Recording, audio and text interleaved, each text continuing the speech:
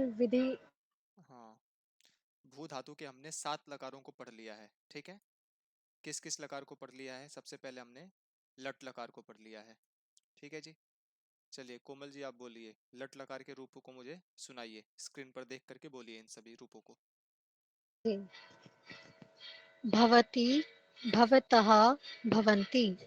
भवसि, भवत्, भवत्था, भवत्, भवामि, भवावः, भवामः। हम्म, चलिए आगे बढ़ते हैं। लिट लकार का रूप बोलिए आप दिव्या जी।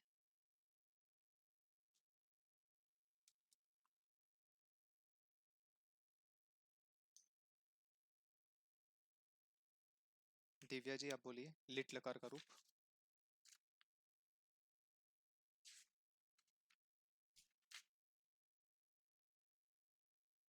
क्या हुआ? चलिए मानसी आप बोल दीजिए लिट लकार का रूप।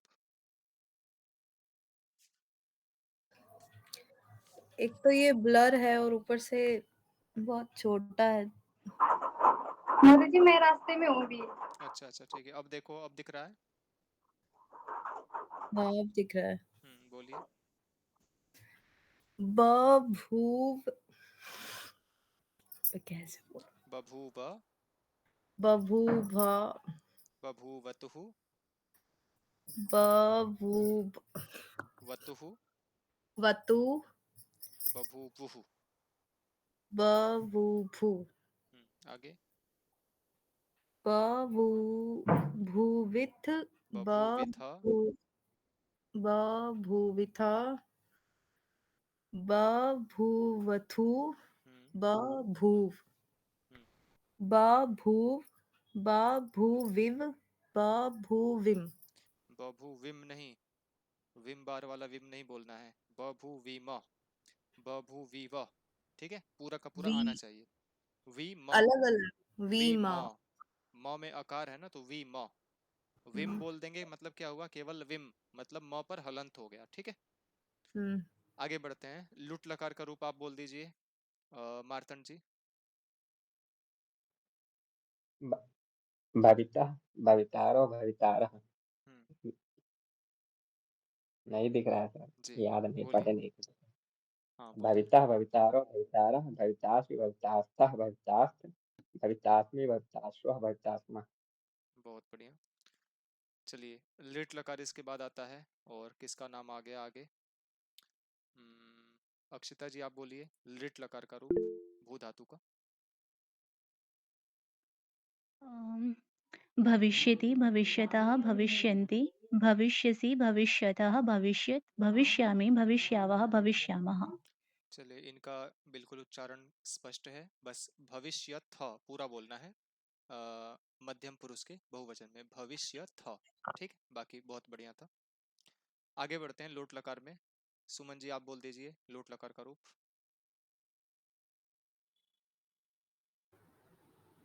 भवतु भवतां भवन्तु भव भवतं भवत भवानी भवाव भवाम।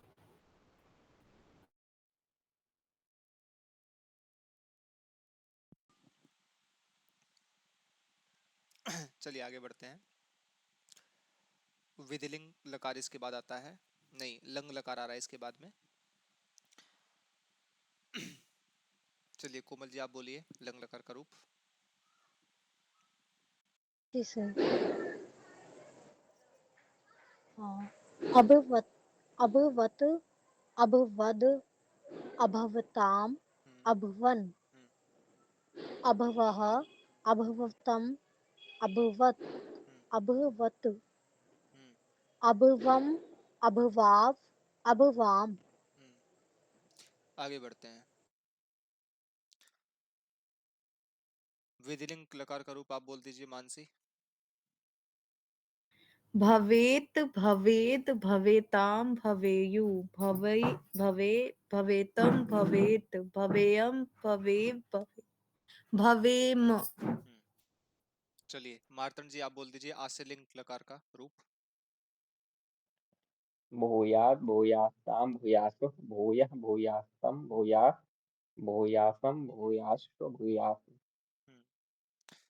चलिए जी ठीक है, तो आज हमें जो है आश्रित लिंग वाले भाग को स्टार्ट करना है, क्योंकि हम 7 लकारों को पढ़ चुके हैं, है ना।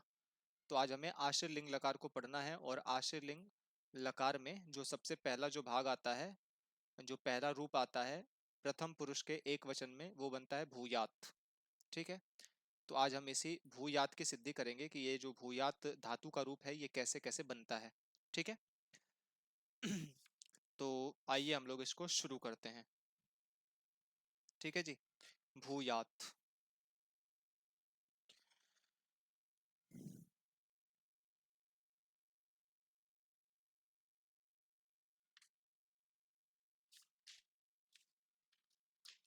तो बढ़ते हैं इसको हम लोग भूयात पर, और भूयात की सिद्धि हम लोग यहाँ से लिखते हैं, शुरू करते हैं। ठीक है, 1 मिनट।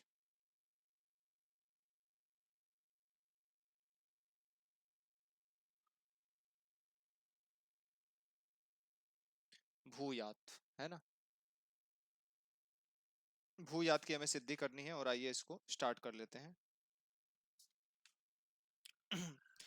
तो सबसे पहले क्या है, हम लोग लेंगे भू धातु को, है ना। पिछली प्रक्रिया के समान ही भू धातु को लेंगे, और सबसे पहले भूवादयो धातव ये सूत्र लिख देंगे। ठीक है जी, इससे पहले के भी हर एक लकार की हर एक सिद्धि को मैंने आप सभी को लिख लिख करके समझाया है, और होमवर्क सबका जो है ना अभी बचा हुआ है ज्यादातर विद्यार्थियों का। तो आप सभी अपना होमवर्क करके भेज दोगे मुझे जून की परीक्षा से पहले पहले तक। ठीक है, तो भूवादयो धातुवा से धातु संज्ञा हो जाएगी इसकी, और धातु संज्ञा होने के बाद में एक सूत्र आता है इसमें, आशीषी लिंग लोटौ।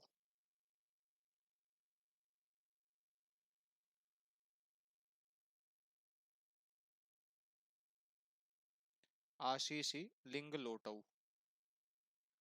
ठीक है जी, मतलब आशीर्वाद अर्थ में लिंग लकार और लोट लकार का प्रयोग होता है। ठीक है, लिंग लकार और लोट लकार का प्रयोग आशीर्वाद के अर्थ में होता है। और यहाँ पर आप सभी लोग एक और चीज ले सकते हो कि जो हमने लोट लकार के प्रकरण में हमने पढ़ा था, विधि, निमंत्रणा, आमंत्रण, अधिष्ट, संप्रश्न, प्रार्थना, इस 6 अर्थों में जो है लोट लकार का प्रयोग होता है। तो आप उसमें जो है आशीषी को भी जोड़ सकते हैं, आशीर्वाद अर्थ में भी लोट लकार का प्रयोग होता है। ठीक, बाकी लिंग लकार में, लिंग अर्थात आशीर लिंग लकार, हम लोग किस लकार को पढ़ रहे हैं, इस लकार का नाम है आशीर लिंग लकार। ठीक है, तो आशीर लिंग लकार इस नाम से ये स्पष्ट है कि इसमें आशीर्वाद इत्यादि की बातें की जाएंगी। तो जो भी लिंग लकार का प्रयोग होगा, आशीर लिंग के जो भी रूप बनेंगे, तो इसमें आशीर्वाद का बोध होता है। ठीक, तो आइए इसको हम लोग देखते हैं। तो आशीषी लिंग लोटो से क्या हो जाता है, ऐसा कह सकते हो लिंग प्रत्यय हो जाता है। ठीक है, लिंग लकार है इसीलिए भू के साथ में जो है लिंग प्रत्यय जुड़ जाता है। ठीक है जी, दिव्या जी आप अभी रास्ते में हैं, कोई बात नहीं, आप यात्रा कीजिए और आराम से आप घर पहुंचिए, रूम पर पहुंचिए। ठीक है, बाकी क्लास तो अब होगी, टाइम हो गया है। तो लिंग लकार है, इसको हम लोग अनुनासिक मान सकते हैं। अब बताइए आप लोग मुझे, लिंग के गकार की इत संज्ञा किससे हो जाएगी? से सात कर्तरी से। हे भगवान, हलंत्यम से यही होगी ना, हलंत्यम से होगी। हलंत्यम से होगी। हलन्त्यम और जो ईकार है इसकी इत संज्ञा किससे होगी? इतश्च से। उपदेश से अजनुनासिक इत। ठीक है, उपदेश से अजनुनासिक इत से होगी इत संज्ञा। ठीक है, इतश्च लोप करने वाला सूत्र है ना, यहाँ पर हम इत संज्ञा कर रहे हैं ना। ठीक है, और ये इतश्च किसके किसका लोप करता है, प्रत्यय के अंतर्गत इकार का लोप करता है ना। ठीक है, तो ये प्रत्यय नहीं है, ये तो सामान्य लकार वाला प्रत्यय है ना, ये अलग है प्रत्यय। ठीक है, तिप्त जी इत्यादि के अंतर्गत वो काम करता है। तो कुल मिलाकर के क्या है, भू जमा ल बच जाएगा। फिर से आप लोग पिछले वाले तिबाद्युत्पत्ति की प्रक्रिया के समान ही आप लोग लस्य लिखोगे, लस्य के अधिकार में। पूरा मैं कॉन्सेप्ट आप सभी को बोल करके बता देता हूं, आप सभी लिख लेना। ठीक है, तो सुन लीजिए आप लोग, फिर से एक बार मैं इसको बोल देता हूं। लस्य के अधिकार में तिप्तजी सिप्तस्थ मिपवस्मस ताताम झ थासाथाम ध मिटवही महिंग, इस सूत्र से तिप्तजी सिप्तस्थ इत्यादि 18 प्रत्यय प्राप्त हुए। लह परस्मयी पदम से उनकी शुरू के जो 9 प्रत्यय थे इनकी परस्मयी पद संज्ञा, तंगाना वात्मने पदम से बाद के 9 की आत्मनेपद संज्ञा।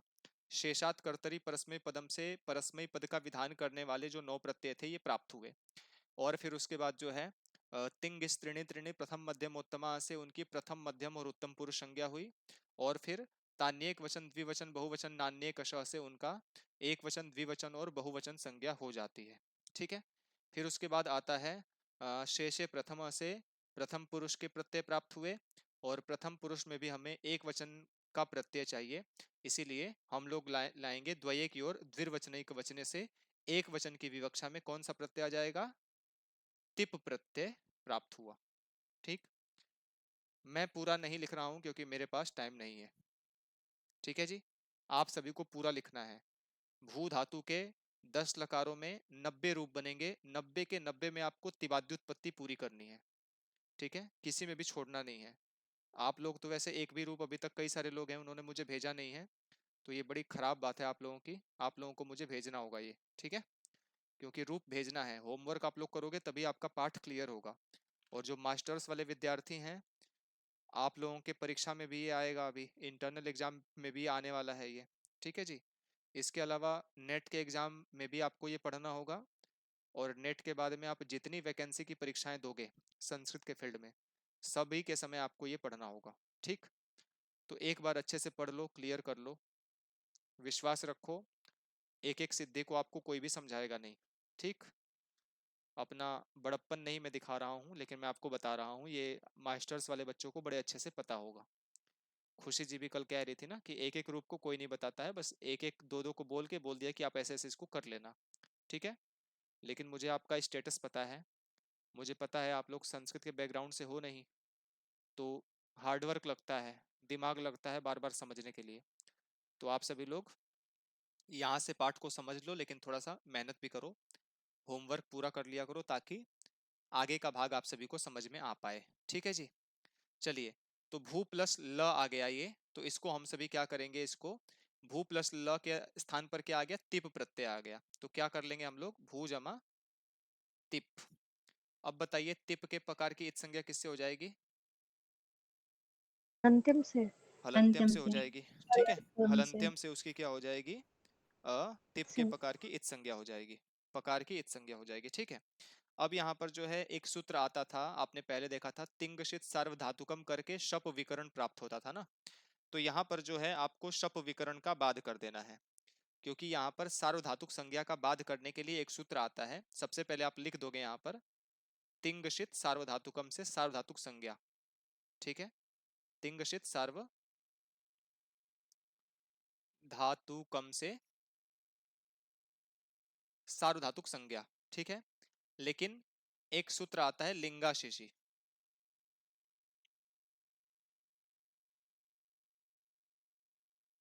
लिंगाशिशी सूत्र क्या कहता है? इससे इसकी आर्धातुक संज्ञा हो जाती है। लिंगाशिशी से आशीर लिंग लकार को क्या हो जाती है? आर्धधातुक संज्ञा हो जाती है। ठीक है, लिंगाशिशी से क्या हो जाता है? इसको लिंग लकार के स्थान पर जो भी इसमें तिप आदि प्रत्यय होते हैं, तो सबकी क्या हो जाती है? आर्धधातुक संज्ञा हो जाती है। तो इस तिप को अब आर्धधातुक मान लेंगे, और आर्धधातुक इसको बनाया है इन्होंने, तो इसका भी क्या होगा? कुछ ना कुछ फल मिलेगा इनको। क्या फल मिलेगा? तो आइए फल को देख लेते हैं। तो हमारे पास स्थिति क्या हो गई थी? भू जमा ती, ये स्थिति हमारे सामने प्राप्त थी, है ना। और हमने इसको आर्ध धातुक संज्ञा कर लिया है। तो अब यहाँ पर जो है शप विकरण तो आएगा नहीं। ठीक है, तो शप विकरण आएगा नहीं, तो फिर क्या आ जाएगा? यासुट परस्मय पदेसु दातुंग गिच्च आ जाएगा। यासुट परस्मयी पदेसु दातो गिच्च। ठीक, ये पूरा का पूरा आ जाएगा आपका कॉन्सेप्ट। ठीक है, तो इससे क्या बन जाएगा आपका? यासुट का आगम हो जाएगा। यासुट में से केवल हमारे पास क्या बच जाएगा? यास बचेगा, है ना।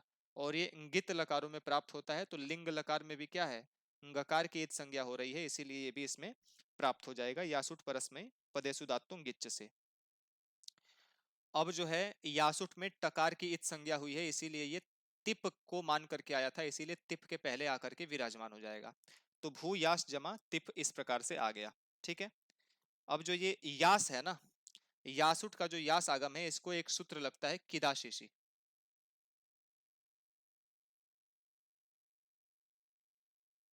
ठीक है, किदाशेषी।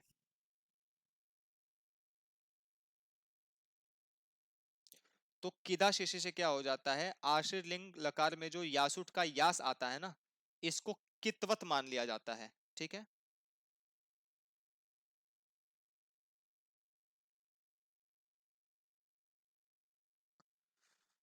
कित्वत मानने से क्या होता है, किद्वत भाव हो जाता है। ठीक है, किद्वत भाव क्यों माना गया, क्योंकि यासुट में आप लोग देखोगे तो ककार की इत संज्ञा नहीं हो रही है, लेकिन फिर भी इसको किद्वत भाव माना गया। इसको ऐसा मान रहे हैं कि आप इसको मान लो कि इसमें ककार की इत संज्ञा हुई है। ठीक है, कोमल जी आप एक बार लिंक को फिर से फॉरवर्ड कर दो ग्रुप में। Okay sir. पूजा जी को चाहिए शायद। ठीक है, तो किद्वत भाव इसको हो गया, और किद्वत भाव होने का जो फायदा है वो आपको क्या मिलता है, वो आगे आप सभी को पता चलेगा। ठीक है, तो किद्वत भाव करने का मतलब क्या होता है, कित्वत भाव या फिर गित्वत भाव, दो प्रकार के भाव होते हैं, इसको आप लोग समझ लो पहले यहाँ पर। ठीक है, एक सूत्र आता है, क्या सूत्र आता है, किंग गति च ऐसा करके। ठीक है, किंग गति च, एक मिनट, सूत्र लग रहा है गलत लिख गया मेरे से।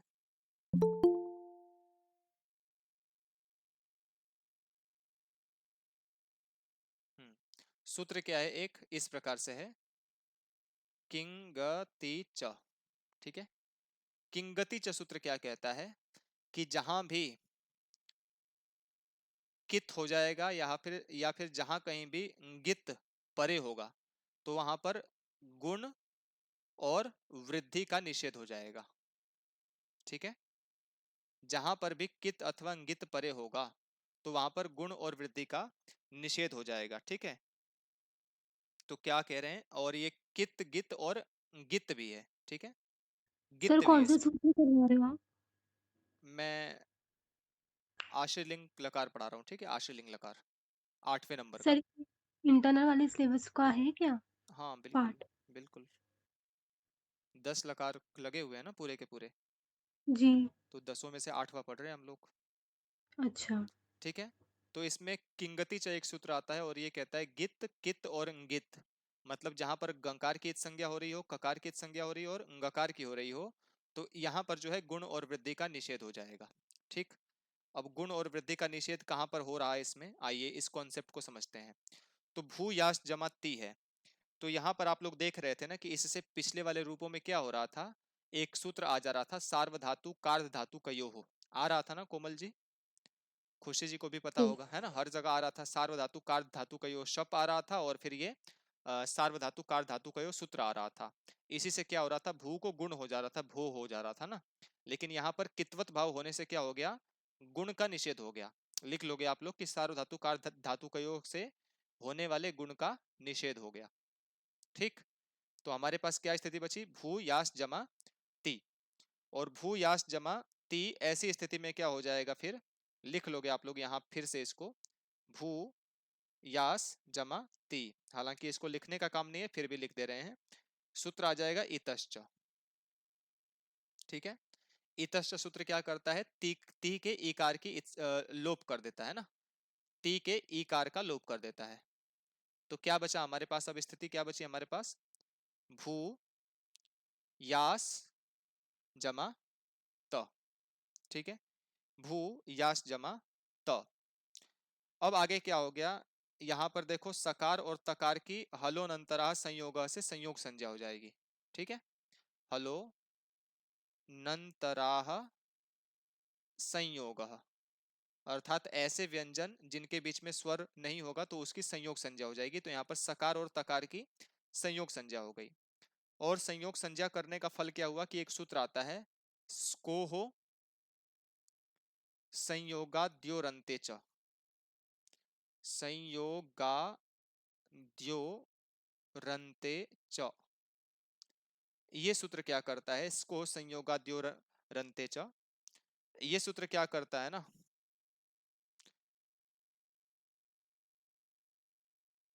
एक मिनट, स्कोह संयोगाद्यो रंते च। इस सूत्र की व्याख्या इसमें नहीं की है क्या इन्होंने?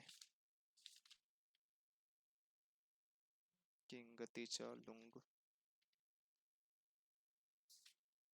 रुक जाइए, मुझे इसको थोड़ा सा देखना पड़ेगा, इसका अर्थ क्या है। एक बार मैं देख करके आप लोगों को बताता हूँ। सामान्य तो अर्थ यही है कि संयोग संज्ञक वर्ण के परे होने पर पहले वाले का लोप हो जाता है, ठीक है। और किसका किसका लोप हो जाता है? सकार का और ककार का लोप करता है ये, है ना। तो सामान्य अर्थ तो इतना ही है, लेकिन थोड़ा सा मैं और क्लियर कर देता हूँ किस प्रकरण में करता है ये।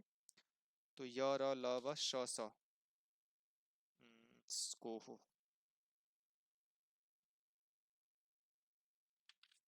संयोगांतस्य, और ये है स्कोह संयोगाद्यो 301 पर।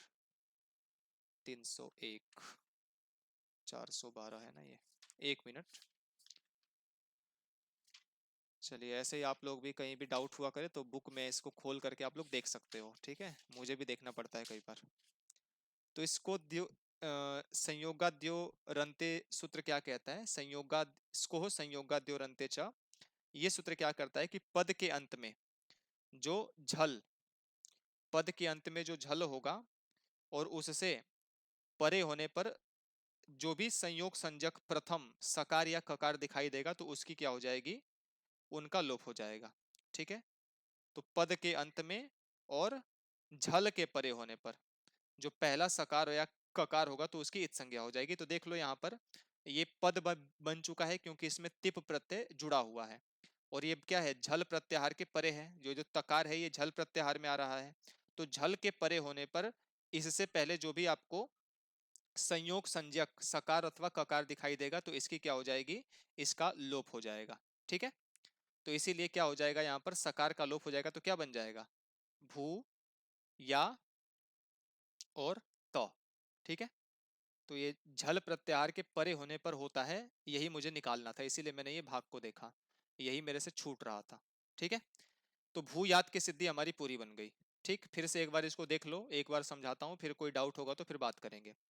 तो सबसे पहले हमने क्या लिखा? भू याद सिद्धि को हमने लिखा यहाँ पर। तो भू धातु है, भूवादेव धातुवा से धातु संज्ञा हो गई। आशीषी लिंग लोटो से आशीर्वाद अर्थ में लिंग लकार आया। ल बचा, लस्य के अधिकार में तिबाद्युत्पत्ति करके तिप आ गया। तो भू जमा तिप, तिंगशित सार्वधातुकम से इसकी सावधातुक संज्ञा हुई, लेकिन लिंगा शिशि से इसकी आर्धातुक संज्ञा हो गई। और फिर इसके बाद में क्या हुआ? आर्धातुक संज्ञा करने के बाद बचा भू और ती। तो यासुट परस्मय पदे सुदात्तों गिच्च से यासुट का आगम हो गया। और किदा शिशि से जो यासुट का यास था ना, इसको कित्वत भाव हो गया, मतलब उसके बाद जो है गुण और वृद्धि नहीं कर सकते आप यहाँ पर। तो भू यास और ती आया, इतश्च से इकार का लोप हुआ। तो भू यास त बचा, और संयोगाद्यो इसको संयोगाद्यो रंते च से यास के सकार का भी लोप हो गया झल प्रत्याहार के परे होने पर, ठीक है। तो भू यात ऐसा रूप बन गया।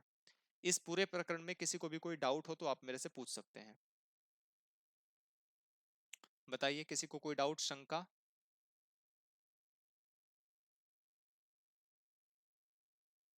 क्लियर है सभी को कॉन्सेप्ट? आगे बढ़े।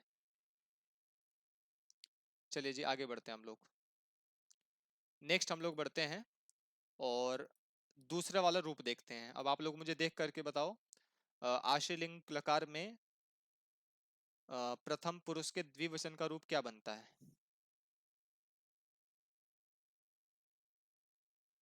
भूयास्ताम। भूयास्ताम, ठीक है। तो आइए भूयास्ताम को देखते हैं हम लोग।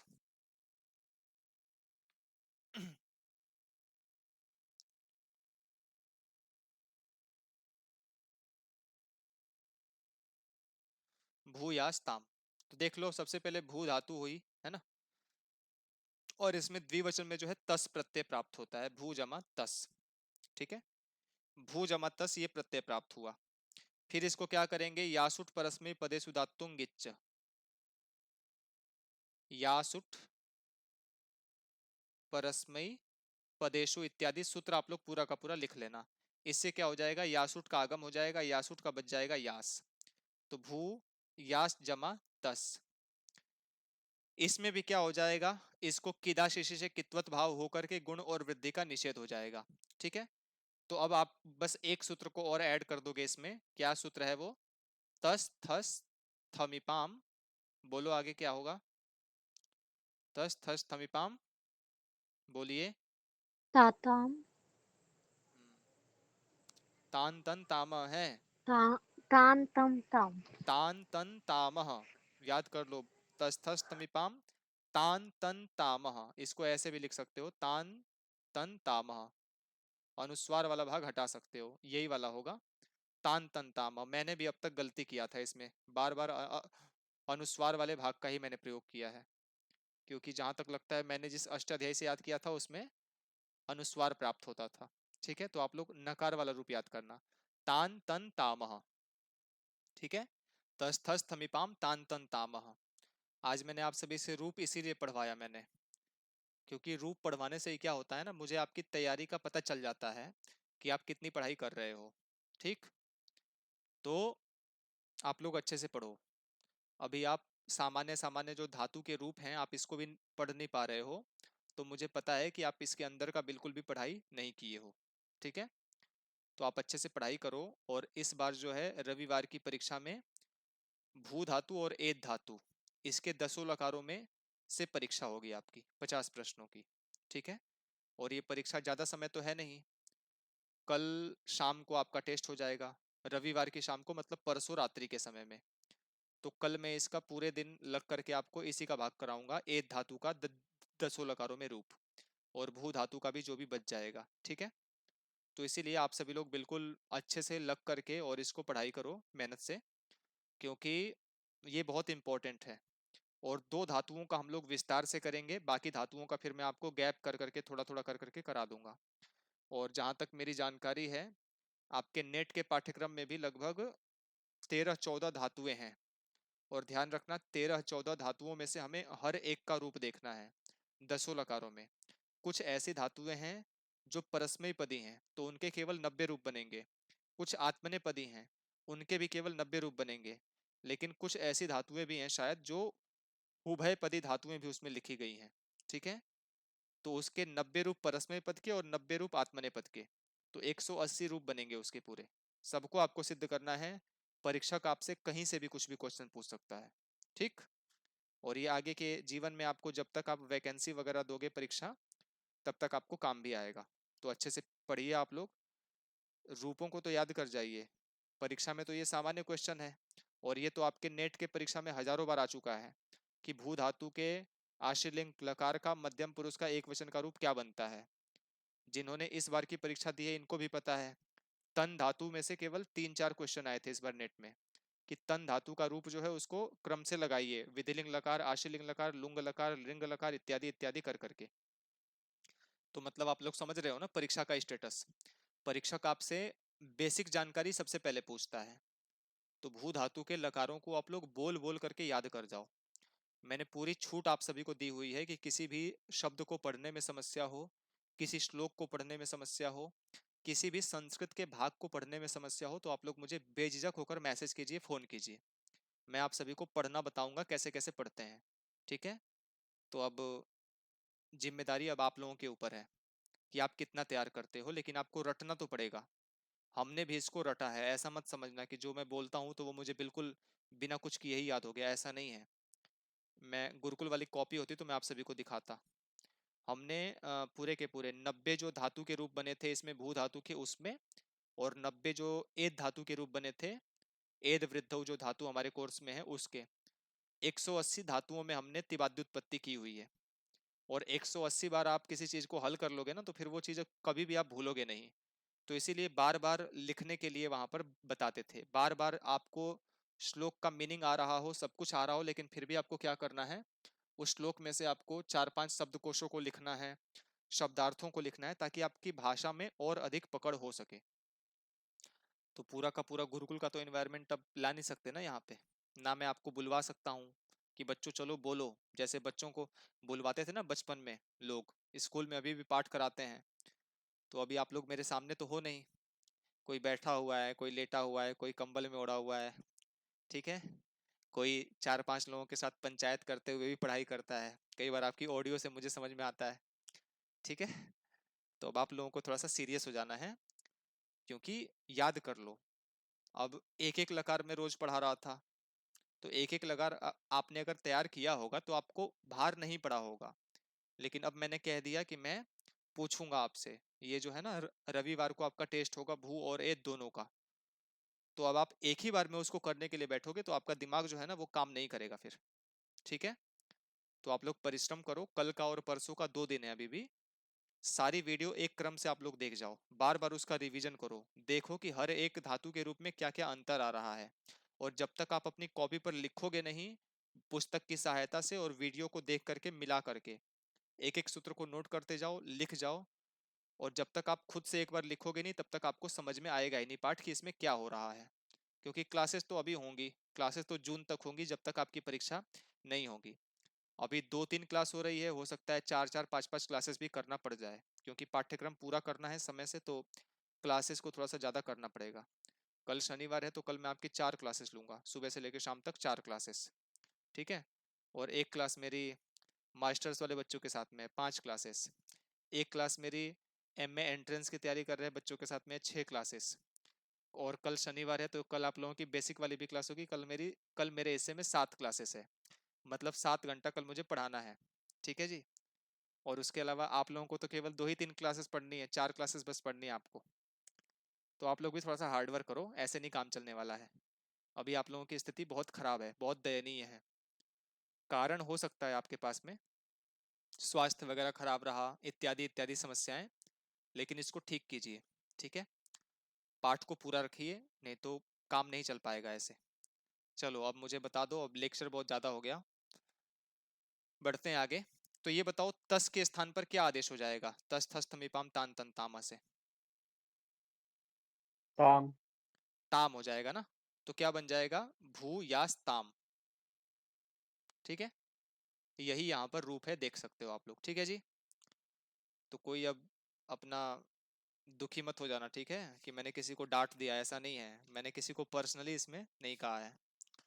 और मैं आप लोगों को ज़्यादा कुछ बोलता नहीं हूँ, कभी कभी मुझे बोलना पड़ता है ऐसे, तो आप लोग ध्यान दीजिए इस पे। ठीक है, आगे हम लोग बढ़ते हैं, भैया बताइए आप लोग। हाँ बोलिए। भैया ये तस की जगह पे ताम कैसे हुआ है? ये सूत्र है ना, तस थस थमिपाम तान तन तामा, ये कहता है कि तस, ठीक है, थस, थ और मिप सब कुछ सूत्र में ही है। तस के स्थान पर हो जाएगा ताम, ठीक है, और थस के स्थान पर हो जाएगा तम, दूसरे क्रम पर जो आ रहा है। थ के स्थान पर हो जाएगा त, और मिप के स्थान पर हो जाएगा अम, आदेश हो जाएगा। ठीक है, सूत्र में ही लिखा हुआ और है, तस थस थ ओके भैया। मिप, इनके स्थान पर ये आदेश हो जाएगा। ठीक है, चलिए अब बताइए आप लोग मुझे, भू धातु के आश्रलिंग लकार के प्रथम पुरुष के बहुवचन में क्या रूप बनता है? भूयासुः भू या सुहु, वेरी गुड। चलिए आगे बढ़ते हैं।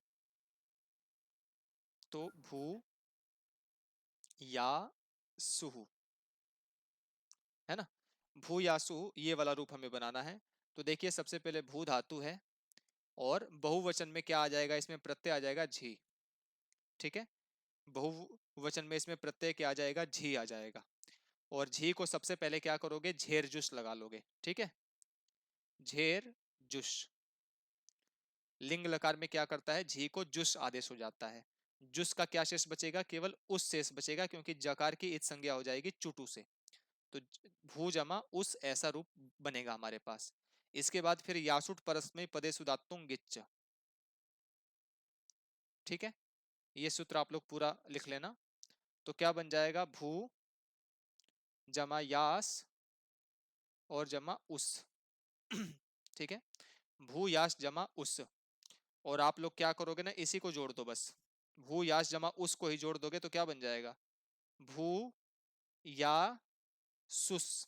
अब बताओ मुझे आगे क्या प्रोसेस होगा, बोलिए। अब तो बोल दो, लिख दिया मैंने। भू या सु और आगे बन जाएगा रू, रू आदेश हो जाएगा खरवसान उपदे से, विनय।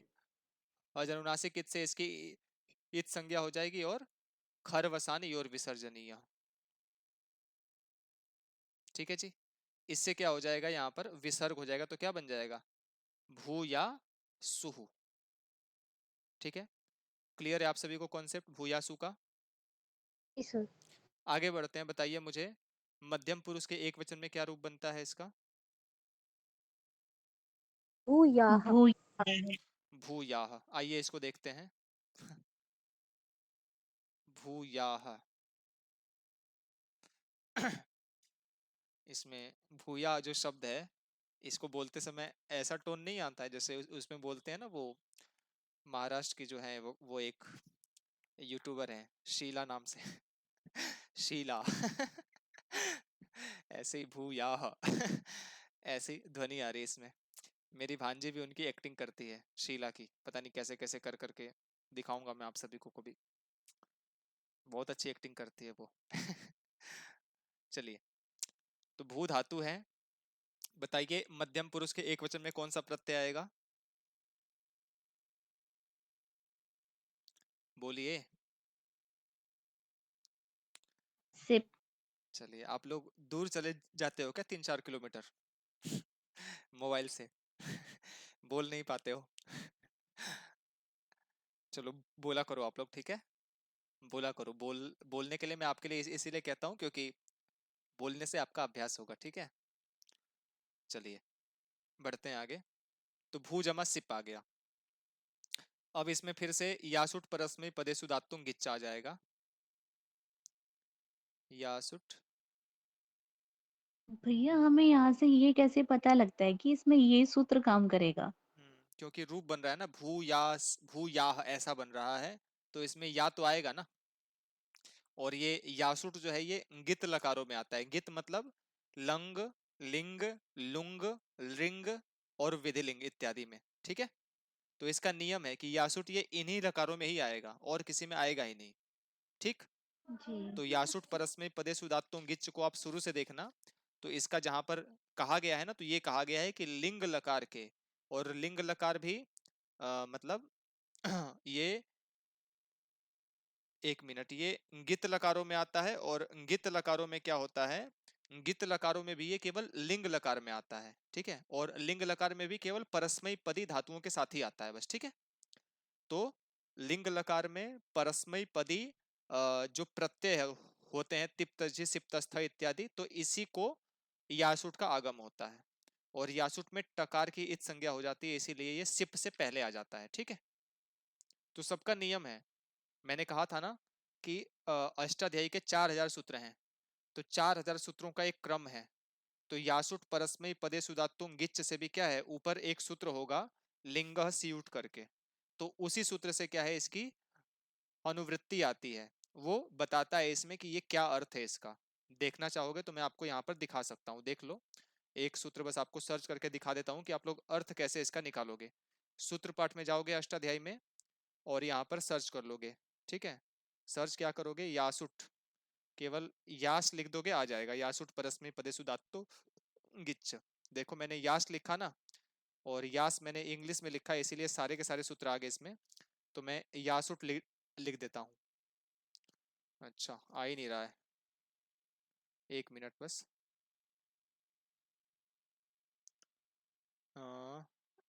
नीचे आएगा इसमें, अभी खोजता हूँ मैं, आप सभी के लिए बताता हूँ मैं। यासुट परस्मै पदेषु धातुं गिच्च, एक मिनट। चलो आज मैं इसको पूरा आपको खोज करके दिखा देता हूँ। यहाँ पर मतलब हिंदी में टाइप नहीं हो पाता ना इसमें, तो इसीलिए आ नहीं रहा है ये। अगर हिंदी में टाइप आप लोग कर पाओ तो हिंदी में टाइप करोगे तो आ जाएगा तुरंत। पुनरअपि इसमें भी आ जाएगा, अभी ये नीचे बस खोजना पड़ेगा इसको। तो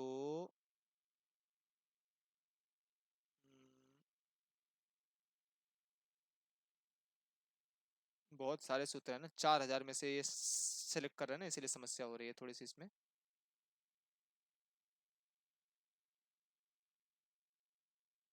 चलो मैं आपको दिखा देता हूँ, 3 4 103 है ना ये। एक मिनट।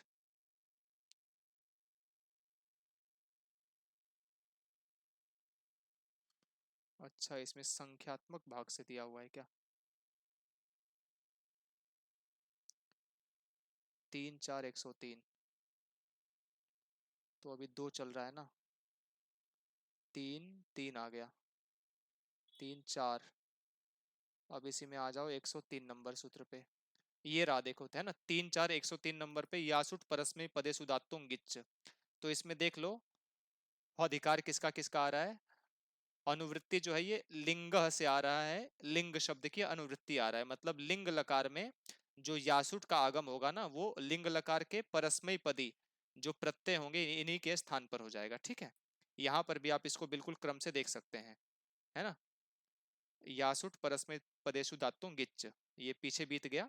लेकिन इस प्रकार से आप लोग क्या कर सकते हो, सूत्र का देख सकते हो कि सूत्र का पीछे से क्या क्या अर्थ आ रहा है। ठीक है, कभी कभी मैं आपको दिखा दिया करता हूं ताकि आप सभी को कॉन्सेप्ट समझ में आ सके। बाकी आप लघु सिद्धांत कौमुदी अपने पास रखिए गोविंदाचार्य जी की, तो आपको सारे लगभग आपके कंफ्यूजन क्लियर हो जाएंगे। ठीक, आइए हम अपने रूप पर चलते हैं, भू यास जमा सिप पर। तो यासुट का केवल यास बचता है और बाकी की इत संज्ञा हो जाती है, लोप हो जाता है। तो भू यास जमा सिप इस प्रकार की स्थिति है। बताइए पकार की इत संज्ञा यहाँ पर किससे हो जाएगी? हलंत्यम से। हलंत्यम से हो जाएगी। ठीक है, तो हलंत्यम से ये जो सकार सिप का जो पकार था वो गायब हो गया। अब बताइए यहाँ पर सिप का जो इकार है इसकी इत संज्ञा किससे होगी? तस्चा से। उपदेश से। इतश्च से हो जाएगी। ठीक है, इतश्च से। तो इसकी क्या हो जाएगी? इट्स लोप हो जाएगा इसका। तो क्या बन जाएगा? भू यास जमा स। ठीक है, भू यास जमा स। अब ऐसी स्थिति में क्या हो जाएगा? इसको हो संयोगाद्यो रंते च।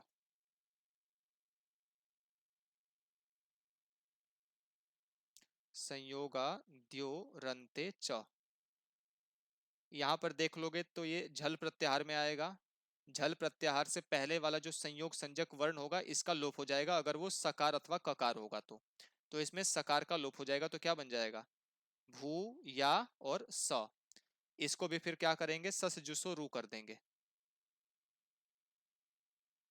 ठीक है जी, फिर उसके बाद क्या कर देंगे? इसको खरवसान योर विसर्जनीय। तो क्या हो जाएगा? ये पूरा का पूरा गायब हो जाएगा, ये भू याह, बस इतना रूप बचेगा आपके पास। सभी को स्पष्ट हो गया भूयाह वाला रूप? जी सर। हाँ, और 1 मिनट में टाइम देख लेता हूँ एक बार। आज जो है आप ना क्या बन। सेकेंड वाली क्लास आज मतलब इसी वाले क्लास के साथ में मर्ज हो गई है। ठीक है, तो आज आप लोग बैठो और भू धातु के जो 3 लकार बच रहे हैं ना हमारे, आज इसको पूरा का पूरा हम लोग कंप्लीट करेंगे। ठीक है, तो आज सेकेंड वाली क्लास जो है वो इसी में मर्ज हो गई है, वो एक ही साथ में केवल इसी भाग को पढ़ेंगे। आज जो है भू धातु आपका पूरा का पूरा फिनिश करना है मुझे। ठीक है जी, और वैसे भी सेकेंड वाले पार्ट में जो है हमें एक नया चैप्टर स्टार्ट करना है, तो महाभाष्य को हम लोग कल से स्टार्ट करेंगे अच्छे से बढ़िया से। ठीक है, आइए बढ़ते हैं हम लोग। तो अब आप लोग मुझे बताइए जो भू धातु है उसके आश्रलिंग लकार का जो मध्यम पुरुष का द्विवचन है तो उसमें क्या रूप बनता है? भूयास्तम। भूयास्तम। ठीक है, भूयास्तम वाला रूप भी देखिए बहुत आसान है, बहुत सिंपल रूप है, इसमें कोई सूत्र है ही नहीं स्पेशल। ठीक है, कैसे बनाना है? भू धातु है, बताइए मध्यम पुरुष के द्विवचन में कौन सा प्रत्यय आएगा? बोलिए। थस। थस प्रत्यय आएगा। वेरी गुड, बहुत बढ़िया। भू जमा थस। और इस प्रकार से आपको क्या करना है? भू जमा थस आ जाएगा और यहां पर आपको यासुट परस्मय पदेषु धातुं गिच्च, यासुट परस्मय पदेषु धातुं गिच्च इत्यादि आप लाओगे तो यासुट का आगम हो जाएगा। क्या बन जाएगा? भू यास और जमा थस। अब आप लोग मुझे बताओ, तस थस थमिपाम तान तन तामह, इससे थस के स्थान पर क्या आदेश हो जाएगा? तम। तम हो जाएगा ना, तो क्या बन गया? भूयास्तम। ठीक है, क्लियर है? खुशी जी, जी सर। अक्षिता जी, मार्तन जी, क्लियर है आप सभी को? जी भैया। हाँ, आगे बढ़ते हैं। नेक्स्ट वाला रूप क्या बन रहा है हमारा? भूयास्त बनेगा। देख लो यहाँ पर भूयास्त। ठीक, भूयास्त। तो भू यास और त, ये वाला भी बड़ा आसान है। भू धातु अब आप लोग ले करके आ सकते हो, और यहाँ पर जो है सिप थस थ प्रत्यय आ जाता है, और याशुट परस्मई पदेसु धातुं गिच्च। ठीक है, तो क्या आ जाएगा, यासुट का आगम हो जाएगा भू यास और थ। फिर क्या आ जाएगा, वही तस थस थमिपाम तान तन तामह, तस थस थमिपाम तान तन तामह। तो बताइए थ के स्थान पर क्या आदेश हो जाएगा यहाँ पर, इसके ता। त हो जाएगा ना। ठीक है, भूयास त। क्लियर हो गया, आगे बढ़े नेक्स्ट। जी सर। बताइए उत्तम पुरुष के एक वचन में कौन सा रूप बनता है? भूयासम। भूयासम।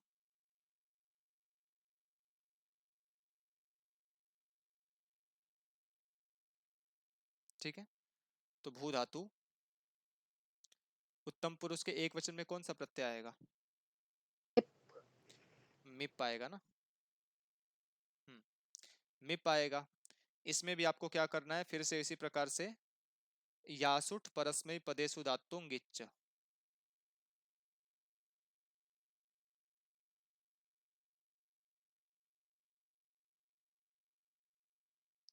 क्या बन जाएगा, भू यास और आगे मिप।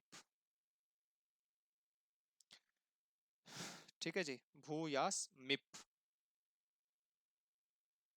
और आगे बताओ आप लोग, तस थस थ मिपाम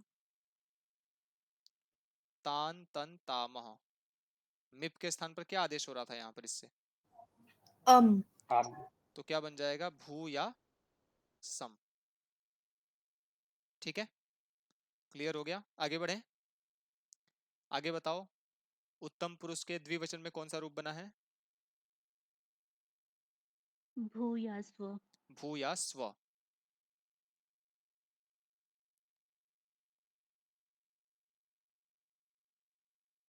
तो भू धातु है ना, फिर से यहाँ पर करेंगे तो वस प्रत्यय आ जाएगा। उत्तम पुरुष के द्विवचन में वस प्रत्यय आएगा, और इसमें क्या आ जाएगा, यासुट परस्मई पदेशु। इस सूत्र से क्या आ जाएगा, यास का आगम हो जाएगा, तो भू यास और आगे वस। ठीक है, भू यास और आगे वस। अब इसमें क्या करना है, भू यास और वस में नित्यम गितः एक सूत्र आएगा। ठीक है, नित्यम गितः। उत्तम पुरुष में क्या करता है, गित लकारों के परे होने पर ये जो है ना वस के सकार का लोप कर देता है, वस और मस के सकार का लोप कर देगा। तो क्या बन जाएगा, भू या स्व। ठीक है, इसी प्रकार से लास्ट में क्या बनता है, भूयास म। भूयास म, तो इसको कैसे बनाएंगे, भू धातु यास का आगम और मस का सकार, सकार का नित्यम गिता से क्या हो जाएगा, इसका लोप हो जाएगा। तो क्या बन जाएगा, भूयास म। यही वाला रूप हमारा बन जाएगा। ठीक है, आप सभी को क्लियर हो गया आश्रयलिंग लकार? खुशी जी समझ में आया? जी सर। पूजा जी क्लियर? कोमल जी?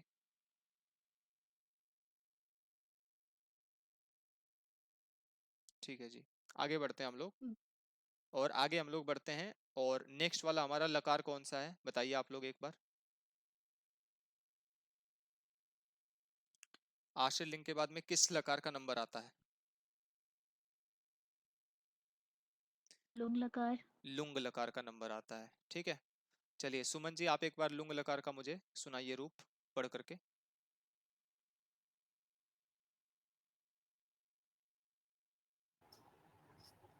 अभूत अभूताम अभूवन अभूः अभूतम अभूत अभूवम अभूव अभूम। ठीक है जी, चलिए बढ़ते हैं हम लोग आगे, और इसको देख लेते हैं एक बार। तो सबसे पहला रूप कौन सा है, अभूत, ऐसा है। और लकार कौन सा है हमारा, लुंग लकार है। तो आइए लुंग लकार को भी देखते हैं, लुंग लकार किस अर्थ में इसका प्रयोग होता है। ठीक है, तो सबसे पहले यहाँ भी हम लोग ले लेंगे भू धातु, और भू धातु से फिर इसी प्रकार से भूवादयो धातवः।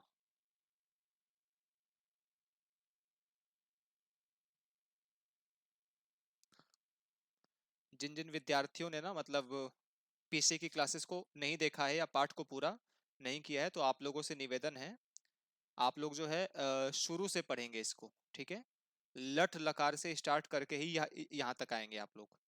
सीधा सीधा जो है ना, मैं सिद्धियों को बहुत शॉर्टकट में कर रहा हूँ, सूत्रों को पूरा नहीं लिख रहा हूँ, या हो सकता है मेरी राइटिंग भी आप लोगों को बहुत खराब लगे, तो इससे परेशान नहीं होना है। ठीक है, राइटिंग मेरी खराब इसलिए है क्योंकि मैं बहुत फास्ट लिख रहा हूँ ना, क्योंकि मुझे बहुत सारे पाठ आप सभी को पढ़ाने हैं, तो मैं तेज लिखता हूँ सामान्य रूप से, तो राइटिंग थोड़ी सी खराब हो जाती है। और आप लोगों को मेरा जो लिखना है ये बस आपको रास्ता दिखाएगा, आपको अपनी मंजिल की प्राप्ति पुस्तकों में अच्छे से, जब आप रूप की सिद्धि करोगे तो उसमें सारी की सारी चीजें लिखी हुई हैं, तो वहां से बिल्कुल अच्छे से एक एक सूत्र को आप लोग लिखना। आप लोग किसी भी सूत्र को आधा अधूरा मत लिखना, और पूरी प्रक्रिया आप लोग कंप्लीट करना। ठीक है, ऐसा कहीं भी शब्द मत लिखना कि अनुबंध लोप हो करके, तो ऐसा अगर आप कभी भी परीक्षा इत्यादि में लिखते हो तो आपका पूरा का पूरा नंबर वो काट लेगा। ठीक, तो बुक की भाषा का इस्तेमाल न करते हुए पाठ को पहले स्वयं से पढ़िए, समझिए, उसके बाद ही आप इसका प्रयोग कीजिएगा। ठीक है, चलिए हम लोग बढ़ते हैं। भू धातु का लुंग लकार हमें करना है, तो लुंग धातु को लाने वाला जो लुंग लकार का जो प्रत्यय करने वाला सूत्र है वो है लुंग। ठीक है, लुंग सूत्र से क्या होता है, लुंग लकार का प्रत्यय होता है। अब हमारे सामने ये एक प्रश्न आता है कि जैसे लट लकार वर्तमान काल में था, लिट लकार जो है वो अनद्यतन भूतकाल में था, इत्यादि इत्यादि, सभी के सभी जो लकार हैं ये किसी न किसी काल का वाचक होते हैं। तो लुंग लकार किस काल में प्रयोग होता है, तो आप लोग ध्यान रखना, लुंग लकार को सामान्य भूतकाल का वाचक माना जाता है। ठीक है, मतलब सामान्य भूतकाल में लुंग लकार का आप प्रयोग कर सकते हो। 2 मिनट पहले आप बाजार गए थे, या 2 मिनट पहले आपने पानी पिया, या फिर 2 साल पहले आपने दिल्ली घूमा, या फिर 20 साल पहले आप केवल 4 साल के थे। तो 2 मिनट पीछे की बात हो, पास्ट की बात हो, 2 घंटे, 2 मिनट, 2 साल, या 2000, 2 लाख साल, सबके लिए लुंग लकार का प्रयोग आप कर सकते हो। लुंग लकार का मतलब सामान्य भूतकाल में लुंग लकार का प्रयोग होता है। और बाकी जो आपने लंग लकार इत्यादि को देखा था, या जो भी जैसे आपने लिट लकार को देखा था, तो उसमें क्या सूत्र था, अनद्यतने लिट, मतलब ऐसा भूतकाल जो आज का ना हो, मतलब आज मैं स्कूल गया था, आज मैंने भू धातु के 3 लकार पढ़े थे, तो आज के भूतकाल को छोड़ करके आज से पहले वाला जो भूतकाल है उसी में केवल लिट लकार का आप प्रयोग करोगे। ठीक है, लेकिन लुंग लकार के प्रयोग में क्या आ रहा है कि आप सामान्य भूतकाल में किसी भी भूतकाल के वाक्य में आप इसका प्रयोग कर सकते हो। ठीक है, और आप लोग बताइए मुझे, लंग लकार में क्या सूत्र आया था कल, लंग लकार के लिए क्या सूत्र आया था, लंग लकार के लिए किसके समान इसका प्रयोग करना है, किस भूतकाल में लंग लकार का प्रयोग होता है, बोलिए देखा जाए जरा। अनद्यतन। अनद्यतने लंग, मतलब लंग लकार का भी प्रयोग जो होता है वो आज के भूतकाल को छोड़ करके पीछे के भूतकाल में उसका भी प्रयोग होता है। ठीक है, तो चलिए लुंग लकार का मतलब आप लोग समझ गए होंगे कि सामान्य भूतकाल में लुंग लकार का आप प्रयोग कर सकते हो। तो जब भी आप किसी भी भूतकाल के वाक्य को बनाओ तो आप लुंग लकार का प्रयोग कर सकते हो, वो वाक्य आपका कभी भी गलत नहीं होगा। ठीक है, क्योंकि दो में तो जो शर्त है, आज के भूतकाल को छोड़ करके ही आपको लंग और लिट का प्रयोग करना है। ठीक है भैया आज का और भूतकाल या सामान्य भूतकाल तो भूतकाल ही है ना बीता हुआ, तो मेरे समझ में नहीं आया। और मेरे से यहाँ पर गलती भी हुई है, गलती ये हुई है, जो लिट लकार का वो है ना, वो मैंने गलत बोल दिया है। ठीक है, चलिए इसको समझते हैं एक बार, सही बात है, कंफ्यूजन होता है। तो देखो भूतकाल के वाचक ना 3 लकार हैं हमारे पाठ में, कुछ गलती मेरे से भी हुई है यहाँ पर, अभी बताते हुए समझ में आता है। पहला है लिट लकार, ठीक है। लिट लकार है पहला, दूसरा है लंग लकार, और तीसरा है लुंग लकार। लिट लकार के लिए सूत्र है परोक्ष लिट।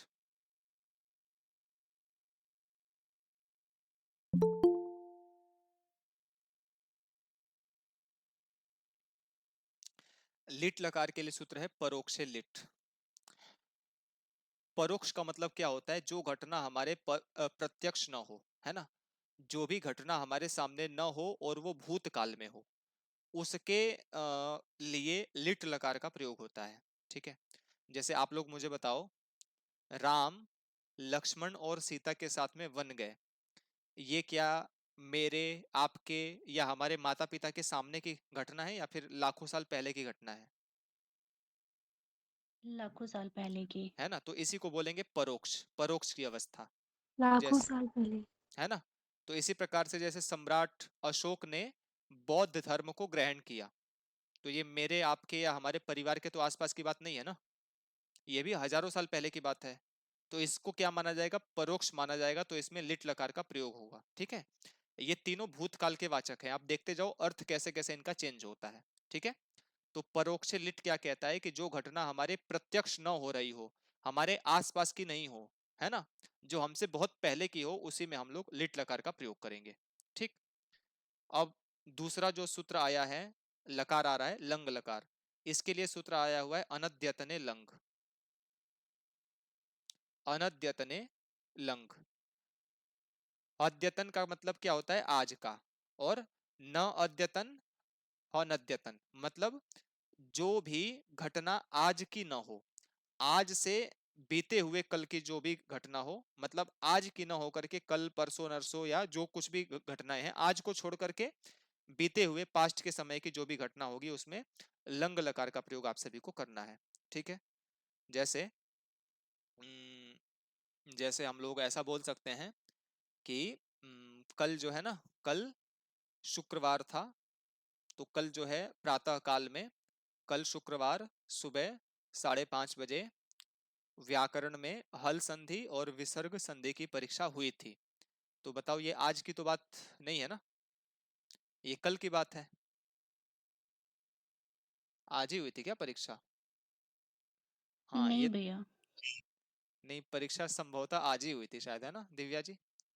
मैं भूल आज गया। ही आज हुई ही हुई थी। थी, ठीक है ठीक है, कल सॉरी। मॉर्निंग में थी। ठीक है, ये परीक्षा जो है आज ही हुई थी। ओके। चलिए, ऐसे हम लोग बोल सकते हैं कि कल शाम की कक्षा में हमने विसर्ग संधि और हल संधि की पुनरावृत्ति की थी। ठीक है, ये तो कल की घटना है, तो ये आज की तो नहीं है ना, तो इसमें हम लोग भूतकाल का प्रयोग कर सकते हैं। भूतकाल में भी लंग लकार का प्रयोग कर लेंगे। ठीक है। मतलब जो जो काम आपने आज न करके कल किया है, उसमें आपको लंग लकार का प्रयोग करना है। ठीक है। अब आगे लुंग लकार आता है। लुंग लकार कहता है कि सामान्य भूतकाल में इसका प्रयोग हो जाएगा। मतलब सामान्य भूतकाल का मतलब 1 सेकंड पहले, 1 मिनट पहले, 1 घंटा पहले, 1 वर्ष पहले, 1 लाख साल पहले भी जो घटना हुई है, सब में आप लुंग लकार का प्रयोग कर सकते हो। ठीक है। समझ गए तीनों का अर्थ आप लोग? बताओ मुझे शीघ्रता से। क्लियर हो गया कॉन्सेप्ट तीनों का? ठीक है जी। तो आपको क्या करना है, यहां पर आपको भू के साथ में जो है लुंग प्रत्यय जोड़ देना है। भू जमा लुंग। और इसमें भी क्या हो जाएगा, लुंग में भी बताइए, गकार की इत संज्ञा किससे होगी? कलंतियम। और यहाँ पर जो इनसे। ऊकार है, इसकी हित संज्ञा किससे हो जाएगी? उपदेशय अनुनासिक। उपदेश से अजनुनासिक इत से। तो क्या बच गया? केवल ल बच गया। यहाँ भी लस्य के अधिकार में पूरी की पूरी तिबाद्युत्पत्ति करेंगे आप लोग। लास्ट में क्या आ जाएगा हमारे पास? तिप प्रत्यय आ जाएगा। ठीक है जी। तिप प्रत्यय आ जाएगा। क्या लिखेंगे? भू जमा तिप। भू जमा तिप आप लोग इस प्रकार से इसमें लिख देंगे। अब जो ये लुंग लकार है ना, ये थोड़ा सा स्पेशल है। इसमें कुछ अलग अलग से भी नियम चलते हैं, जिसको आप सभी को बिल्कुल ध्यान रखना है और ध्यान पूर्वक ही इसको सॉल्व करना है। ठीक। तो सबसे पहले लुंग लकार का विधान हुआ, और लुंग लकार में जो है तिप आ गया। अब यहाँ पर एक सूत्र आप लोग याद होगा आप लोगों को, लंग लकार में इसका प्रयोग किया था हमने, लुंग लंग रिंग रिंग ष्वडुदात्त। इससे क्या हो जाता है, लुंग लंग और रिंग लकार में जो है अट का आगम हो जाता है। अट, अट किसको होता है, धातु को होता है। तो धातु को अट का आगम होगा, तो बताओ अट का आगम अशेष बचता है, टकार की इत संज्ञा हो जाती है। तो ये आगम भू के पहले होगा या फिर बाद में होगा? पहले पहले क्यों होगा? आद्यन्तौ टकितौ आद्यंतो टकितौ, क्योंकि यहाँ पर टकार की इत संज्ञा हो रही है, इसीलिए ये आदि में आकर के अपने स्थान को ग्रहण करेगा। तो क्या बन गया हमारे पास, अ भू और ती, इस प्रकार से ये बन गया। ठीक है जी। अब आगे जो है अभूति इस प्रकार से जब हो गया, तो सबसे पहले यहां पर लिखोगे कर्तरी शब्द से सप विकरण प्राप्त हुआ। कर्तरी शब्द से शप प्राप्त, और फिर उसका श्लीलुंगी। श्लीलुंगी एक सूत्र है। श्लीलुंगी क्या कहता है, ये सप का ही ना अपवाद है। मतलब लुंग लकार में शप जो है ना ये नहीं आ सकता, शप के स्थान पर चली आता है। ठीक है, तो उसी के स्थान पर ये चली आ जाएगा। तो अ भू और चली, और बाद में आ जाएगा ती। ठीक है, अ भू चली और अ भू चली और ती, इस प्रकार से ये आ जाता है चली। और जो इसी के स्थान पर क्या आ जाएगा, फिर चली के स्थान पर फिर एक प्रत्यय आता है, चले है सिच। ठीक है, ये कहता है कि चली के स्थान पर सिच का आदेश हो जाए, तो क्या लिख देंगे, अ भू सिच और आगे ती। बताओ सिच में चकार की इत संज्ञा किससे हो जाएगी? हलन्त्यं हलंत्यम से हो जाएगी। और जो ईकार है इसकी इत संज्ञा किससे हो जाएगी? उपदेश उपदेश से, धातु से। अजनुनासिक इत से इसकी भी इत संज्ञा हो जाएगी। क्या बच गया, केवल सकार बच गया। ठीक है, तो ये चली लुंगी चली सिच, ये क्या किस में आता है, ये केवल लुंग लकार में आता है, ध्यान रखिएगा आप लोग। ठीक है जी। अब ये बताओ, ये जो सिच का जो सकार है, ये सार्वधातुक है या फिर आर्धातुक कहलाएगा? आर्धातुक आर्धातुक कहलाएगा ना, क्योंकि इसमें ना तो ये तिंग है और ना ही ये शित है ना, तो इसीलिए इसकी आर्धातुकम शेष से आर्धातुक संज्ञा हो जाएगी। आर्धातुकम शेषः, इसकी क्या हो जाएगी, आर्धातुक संज्ञा हो जाएगी। और आर्धातुक संज्ञा करने का फल क्या मिलता है, तो आर्धातुक संज्ञा करने का फल ही अभी आपको आगे बताएंगे।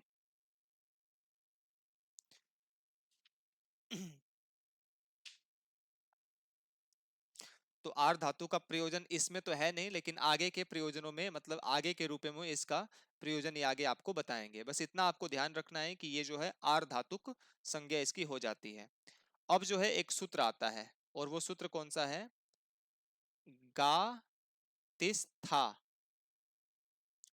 गा तिस्था घुपा भूभ्यः सिचः परस्मै पदेषु। परस्मै पदेषु, गातिष्ठा घुपा भूभ्यः सिचः परस्मै पदेषु। ठीक है जी, गातिष्ठा घुपा भूभ्यः सिचः परस्मै पदेषु। तो ये क्या करता है, गातिष्ठा घुपा भूभ्यः सिचः परस्मै पदेषु, ये कहता है कि एभ्यः सिचो लुक स्यात्। तो मतलब गा धातु और आगे क्या है, गा धातु और आगे स्था धातु। ठीक है, गाती मतलब गा धातु और आगे स्था धातु, है ना। और आगे कह रहे हैं जहां पर भी घू संज्ञा हो रही हो, तो घू संज्ञा किसकी किसकी होती है, घू संज्ञा का सूत्र आता है दाधा घ्वदाप। दाधा घ्वदाप, दाधा मतलब दुधाय दाने और दुधाय धारण पोषण यो हो, तो दा धातु और धा धातु की घू संज्ञा हो जाती है। तो दा और धा धातु और आगे आया पा, पा धातु और आगे आया भू धातु। तो इन सभी धातुओं के बाद में जहां पर भी आपको सिच का सकार दिखाई देगा ना, तो उस सकार का लोप कर दोगे आप। ठीक है, धातुओं को फिर से देख लो। गा धातु, स्था धातु, घू अर्थात घू संज्ञा वाली दो धातुएं, दा धातु और धा धातु, पा धातु और भू धातु, इनके बाद में आने वाले सिच का आप लोप कर सकते हो। तो यहां पर भी आप लोग देख रहे होगे भू धातु के बाद में आ रहा है सिच का स, इसीलिए इससे क्या हो जाएगा, इसका लोप हो जाएगा। तो क्या बन जाएगा हमारे पास रूप, हमारे पास रूप बन जाएगा ये वाला केवल अ, भू और ती।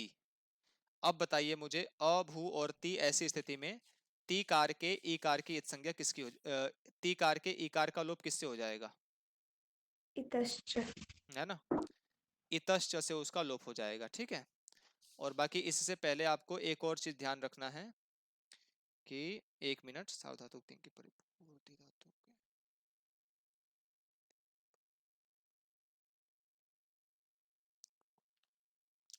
यहां पर जो है ना, इसको इतश्च से लोप करने से पहले सार्वधातु कार धातु कयों से गुण की प्राप्ति होती है।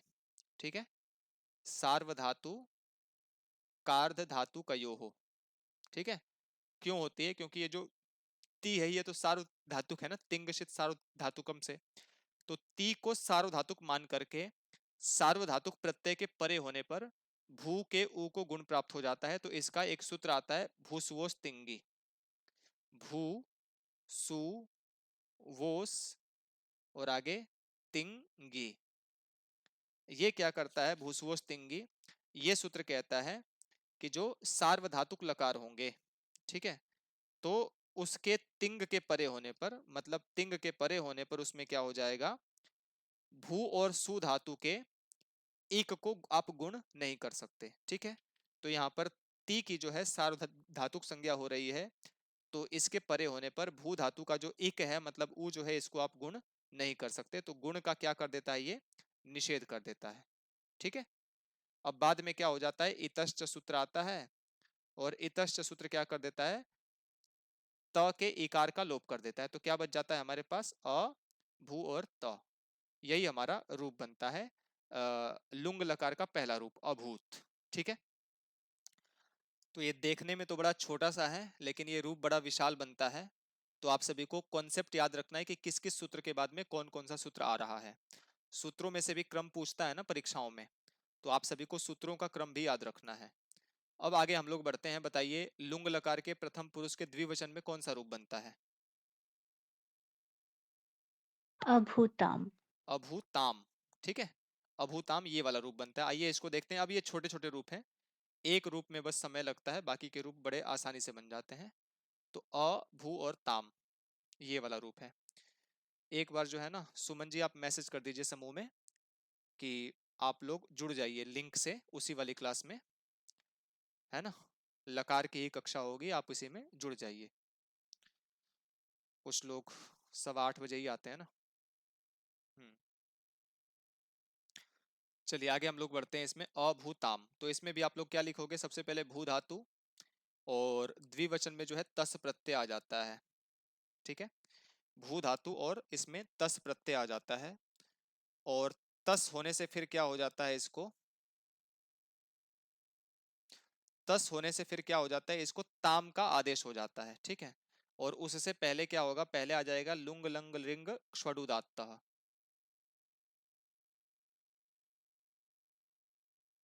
लुंग लंग लिंग ष्वडुदात्तः, इससे क्या हो जाएगा, अट का आगम हो जाएगा। तो क्या बन जाएगा, अ, भू और तस। तस को क्या हो जाएगा, तस थस थमिपाम तान तन तामह। तस को क्या हो जाएगा, ताम हो जाएगा। तो क्या बन जाएगा, अभूताम। अभूताम। ये पूरा का पूरा रूप हमारा बन जाएगा। ठीक है, अब आप लोगों को ध्यान रखना है, कई सारे जो रूप होते हैं ना, बड़े छोटे छोटे हमें लगते हैं कि बड़े छोटे छोटे हैं, तो आप सभी को ध्यान रखना है, आप सभी को पूरा का पूरा इसमें कॉन्सेप्ट लिखना है। जैसे हमने पिछले वाले में लिखा था ना, पहले भू और तस लिखा, फिर उसके बाद लुंग लंग लिंग ष्वडु दात्ता से अट का आगम किया, फिर उसके बाद आ जाएगा कर्तरी शप, फिर उसके बाद आ जाएगा चली लुंगी, मतलब लुंग लकार के परे होने पर चली का आगम होगा, चली के स्थान पर क्या हो जाएगा, चले है सिच। ठीक है, उसके बाद जो है गातिस्था घुपा भुभ्य सिचा परस्मै पदेशु से सिच के सकार का लोप हो जाएगा। ठीक है, भू धातु के परे होने पर। ठीक है, उसके बाद आ जाएगा तस्थस्थ मिपाम तांतन तामह। इसका मतलब यह है कि आपको एक भी रूप जो है ना वो छोड़ना नहीं है। ठीक है, एक भी जो प्रक्रिया जो आपने पिछले वाले सूत्र में की है उसको आपको छोड़ना नहीं है। पूरी प्रक्रिया को आपको करने के बाद ही तस्थस्थ मिपाम तांतन तामह से तस को ताम आदेश करके सबको प्लस करके फाइनल सिद्धि को कंप्लीट करना है। ठीक है, एक भी सूत्र को आप छोड़ेंगे नहीं जो पीछे आपने पढ़ा है। ठीक है जी, आगे हम लोग बढ़ते हैं तीसरे वाले इसके रूप पर। तो मुझे आप लोग देख करके बताइए, लुंग लकार के नहीं, लुंग लकार के प्रथम पुरुष के बहुवचन में कौन सा रूप बनता है? अभूवन। अभुवन बनता है ना, अभुवन। तो इस प्रकार से इसको लिख सकते हैं, एक मिनट।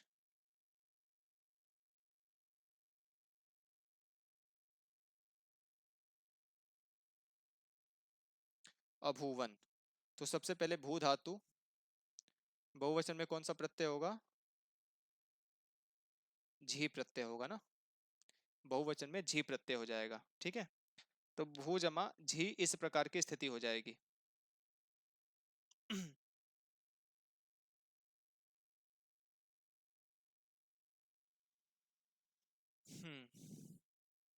तो भू जमा झी इस प्रकार की स्थिति हो जाएगी, और झी के स्थान पर क्या हो जाएगा, झोंता से अंत का आदेश हो जाएगा। लेकिन पहले जो है लुंग लंग लिंग वाला सूत्र लगा लो, लुंग लंग लिंग क्ष्वडु दात्त।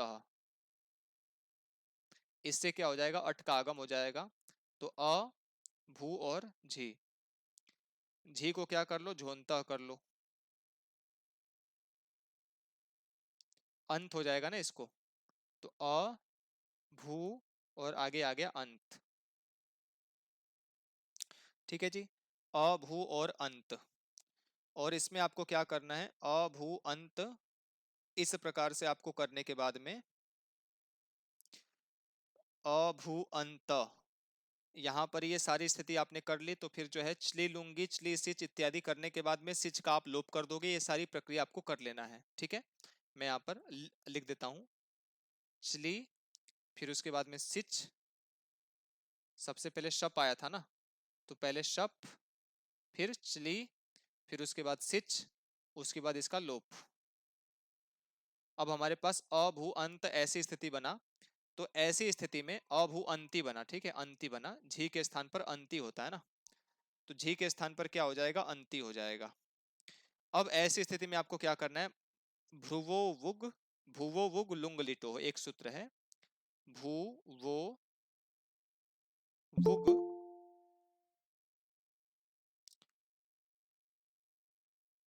लुंग लिटो हो। ठीक है, भुवो वुग लुंग लिटो हो। ये सूत्र क्या कहता है, ये संभवतः अच के परे होने पर जो है ना, अच के परे होने पर भू धातु से जो है वुक का आगम करता है।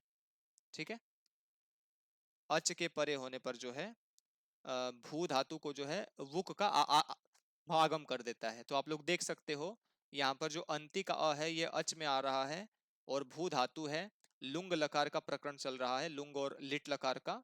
तो लुंग लकार में भी क्या करता है, ये वुक का आगम कर देता है, और वुक में जो है ककार की इत संज्ञा है।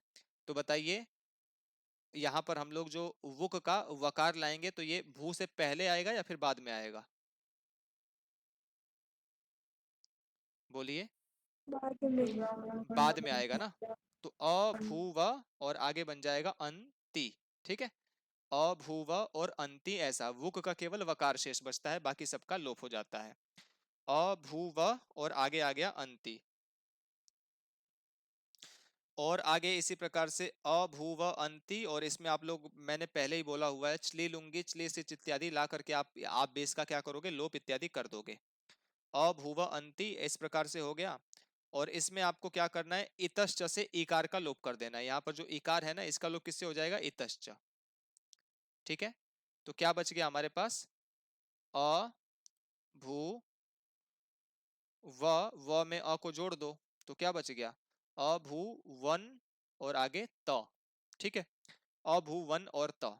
यहां पर भी जो है संयोग संज्ञा कर लोगे और संयोगांतस्य लोपः। ठीक है, संयोगांतस्य लोपः करके आप इसका लोप कर दोगे, तकार का तो क्या बन जाएगा, अभुवन। ये वाला रूप हमारा बन जाएगा। ठीक है, अभुवन ये पूरा का पूरा रूप हमारा बन करके तैयार हो जाएगा। ठीक है जी, आगे बढ़ते हैं मध्यम पुरुष के एक वचन में। तो बताइए आप लोग क्या रूप बन रहा है लुंग लकार में। अभूः ये बन रहा है अभूहु। आइए इसको देखते हैं कैसे बनता है। तो इसमें भी क्या करेंगे हम लोग, अ और भूहु। तो सबसे पहले भू धातु हमने लिखा, सिप प्रत्यय इसमें आ जाएगा मध्यम पुरुष में। सिप के पकार की इत संज्ञा हो जाएगी। ठीक है, सिप के पकार की इत संज्ञा हो जाएगी और यहाँ पर जो है लुंग लंग लिंग क्ष्वडु दात्त सूत्र से क्या करोगे, अट का आगम कर लोगे तो क्या बन जाएगा, अ भू सी। ठीक है, अ भू और सी। यहां पर भी कर लोगे चली लुंगी, फिर इसको कर लोगे चले सिच,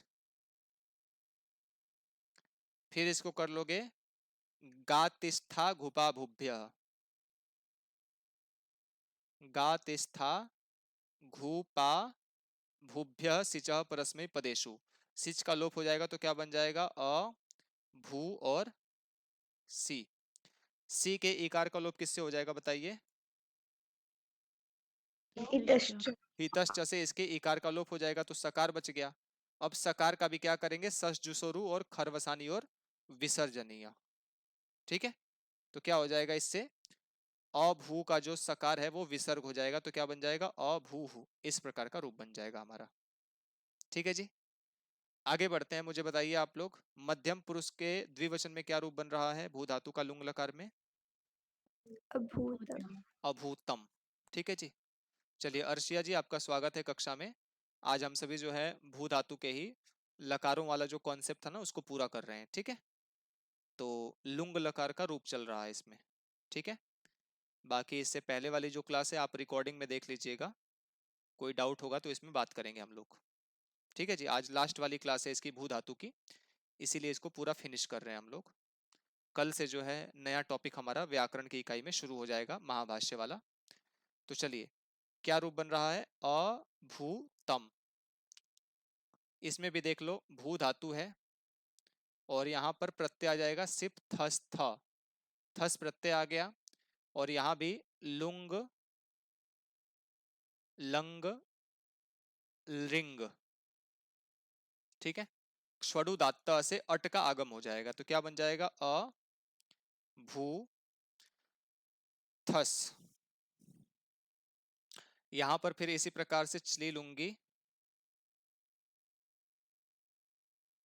फिर चले सिच, फिर गातिस्था घुपा भुभ्य सिच परस्मै पदुसी से उसका लोप हो जाएगा। ठीक है, तो क्या बन जाएगा, अ भू थस।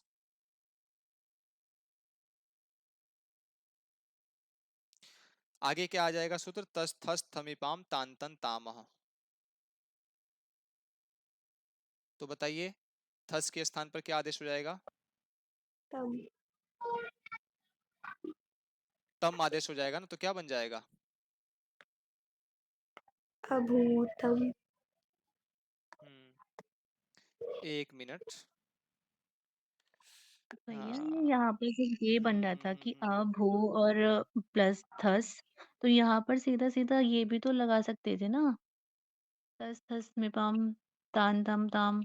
ये ही करने की क्या जरूरत थी, ले लूंगी वाला सूत्र लगाने की, ये तो यहाँ से भी बन सकता था। इसलिए लूंगी इसलिए कर रहे हैं ना क्योंकि इसका नियम है, लुंग लकार में आपको ये करना ही पड़ेगा और इसमें आपको आगे ये बताएंगे कि इसका प्रयोजन क्या है। और हालांकि अब तक तो इसका प्रयोजन इन्होंने स्पष्ट किया ही नहीं। तो क्या होता है ना, लकार देखो धातु में बहुत सारी है ना, तो भू धातु में तो इसका कोई प्रयोजन आपको दिख नहीं रहा है। लेकिन आगे अभी काफी सारी आप धातुएं देखोगी तो उसमें श्ली लुंगी और श्लेषिज का प्रयोजन दिखता है हमें, ठीक है, कि इसको मान करके काफी सारे कार्य होते हैं, ठीक है, क्योंकि आपने देखा केवल ये गा धातु और स्था धातु, गा गाति स्था घू धातु, घू संज्ञा होने वाली दा और धा धातुएं है ना, तो कुल मिलाकर के 6-7 धातुओं में ही केवल सकार का लोप हो रहा है, सिच के सकार का लोप हो रहा है, ठीक है। बाकी की धातुओं में क्या है, सिच को मान करके कार्य होगा ना आगे, ठीक है, तो उसमें इनके रूप अलग अलग हो जाते हैं, ठीक, इसीलिए चलीलुंगी और चलेसिच को रखा गया है कि आप इसमें भी कर लो, कोई बात नहीं, थोड़ा सा लॉन्ग हो जा रही है सिद्धि आपकी, इससे 4 लाइन आपको अलग से लिखना पड़ रहा है, लेकिन अब वही है ना कि धातुओं की संख्या में मान लो 2000 धातुएं हैं, 2000 में से लगभग मान लो भ्वादी गण में धातुओं की संख्या है 700 750 के आसपास, 750 में से मान लो परस्मय पद में धातुओं की संख्या होगी कम से कम 300, तो 300 धातुओं में से अगर मान लो 250 धातुओं का रूप ये चलीलुंगी चलेसिच के को मान करके चल रहा है, तो उन सभी धातुओं के लिए तो इसमें भी लिखना पड़ेगा ना हमको, बहुलता में मतलब जिसकी संख्या ज्यादा होगी तो उसके लिए थोड़ा सा तो हमें कष्ट सहना पड़ेगा ना, तो हम लोग उन्हीं के लिए इसको बार बार लिख करके लोप कर दे रहे हैं, ठीक है। बाकी के हम लोग रूप जो देखेंगे तो उसमें इसको मान करके भी कार्य होता है, ठीक है, और वो उसी समय हम लोग देखेंगे अच्छे से, ठीक है ना, क्लियर हो गया क्यों लोप कर रहे हैं हम लोग इसका। जी भैया। हाँ आगे बढ़ते हैं, तो बताइए आप लोग मुझे मध्यम पुरुष के द्विवचन के बहुवचन में क्या रूप बनता है, अभूत। अभूतम अभूत त बस, ठीक है, अभूत त, और ये जो अभूत की सिद्धि है ना ये आप लोग खुद मुझे कराओगे, अब मैं नहीं करूंगा, आप लोग करवाओगे मुझे ये वाली सिद्धि। चलो बताओ क्या क्या लिखना है मुझे, एक एक करके सभी लोग बोलिए जिसको जो समझ में आता है, चलिए क्या लिखना है मुझे आगे बताइए, बोलिए। टिप हाँ, भू के थ। साथ में जो है थ प्रत्यय आ गया, आगे क्या लिखना होगा,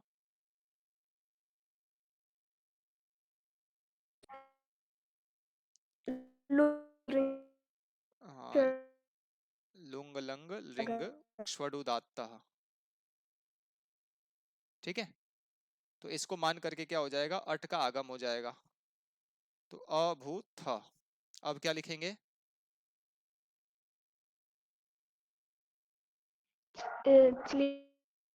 लूंगी से चली का आगम चले है सिप से सिच और गातिस्था थोपा भूप्या। घुपा भुभ्य सिचा परस्मै पदेशु से उसका लोप हो जाएगा, और आगे कौन सा सूत्र आ जाएगा इसमें,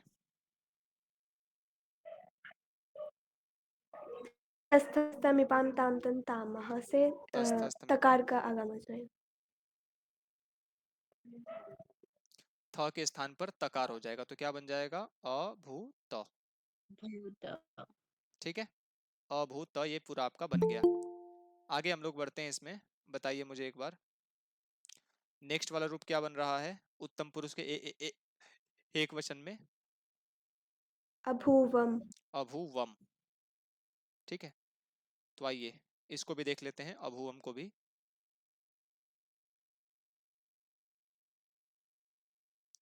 भू धातु है, मिप प्रत्यय हो जाएगा, और लुंग लंग लिंग क्ष्वडुदात्त से अट का आगम हो जाएगा, तो अ भू मिप, मिप के स्थान पर क्या हो जाएगा, नहीं, हाँ वैसे पहले भी कर सकते हैं इसको हम लोग, एक मिनट, हाँ मिप के स्थान पर जो है अम का आदेश कर दो पहले ही, तो तस थस थमिपाम, तस थस थमिपाम तान तन तामा से क्या हो जाएगा, मिप के स्थान पर अम हो जाएगा, तो अ भू अम, ये वाला रूप हमारा बन जाएगा। यहाँ फिर से वही श्लिह लुंगी श्लेह सिच और गातिस्था घुपा भुभ्य सिचः परस्मै पदेषु, ठीक है, लोप हो गया उसका। अब हमारे सामने एक और सूत्र आता है, भुवो वुग लुंग लिटोह। मतलब लुंग और लिट लकार में अच प्रत्यय के परे होने पर भू धातु को वुक का आगम। तो इसमें क्या है, अम है ना, तो अम में अकार सूत्र दिखाई कौन पड़ सा रहा। है? फिर से बोलना। क्या जी? सूत्र क्या है ये, फिर से बोलना। भुवो वुग लुंग लिटोह। ठीक है, भुवो वुग लुंग लिटोह, मतलब लुंग और लिट लकार में अच प्रत्यय के परे होने पर भू को वुक का आगम। तो क्या बन जाएगा, इसमें वकार आकर के जुड़ जाएगा, तो क्या बन जाएगा, अ भू व, और आगे अम जो है इसी में मिल जाएगा, तो क्या बन जाएगा, अभुवम। ठीक है, अभुवम यहां पर भी आपको दिख रहा होगा। आगे बढ़ते हैं, बताइए उत्तम पुरुष के द्विवचन में कौन सा रूप बनेगा? अभूव। अभू अभुव। ये बड़ा आसान है। पेज खत्म हो गया हमारा, पेज ऐड कर लेता हूं मैं पहले आपके लिए।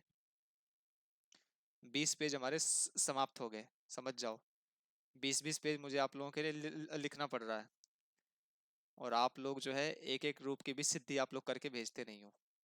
ठीक है, अब ये मत कहना कि मेरे पेज बड़े छोटे छोटे हैं। मेरे 20 पेज भी 20 पेज ही गिने जाएंगे। ठीक है, चलिए आप लोग भी करके अपना पूरा भेज देना मुझे। शुरू से ही देखना और शुरू से सारा का सारा करना।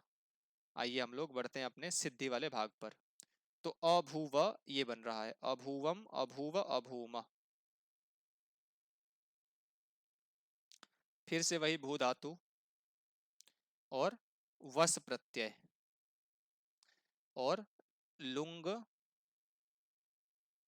Lung ring क्ष्वडुदात्तः।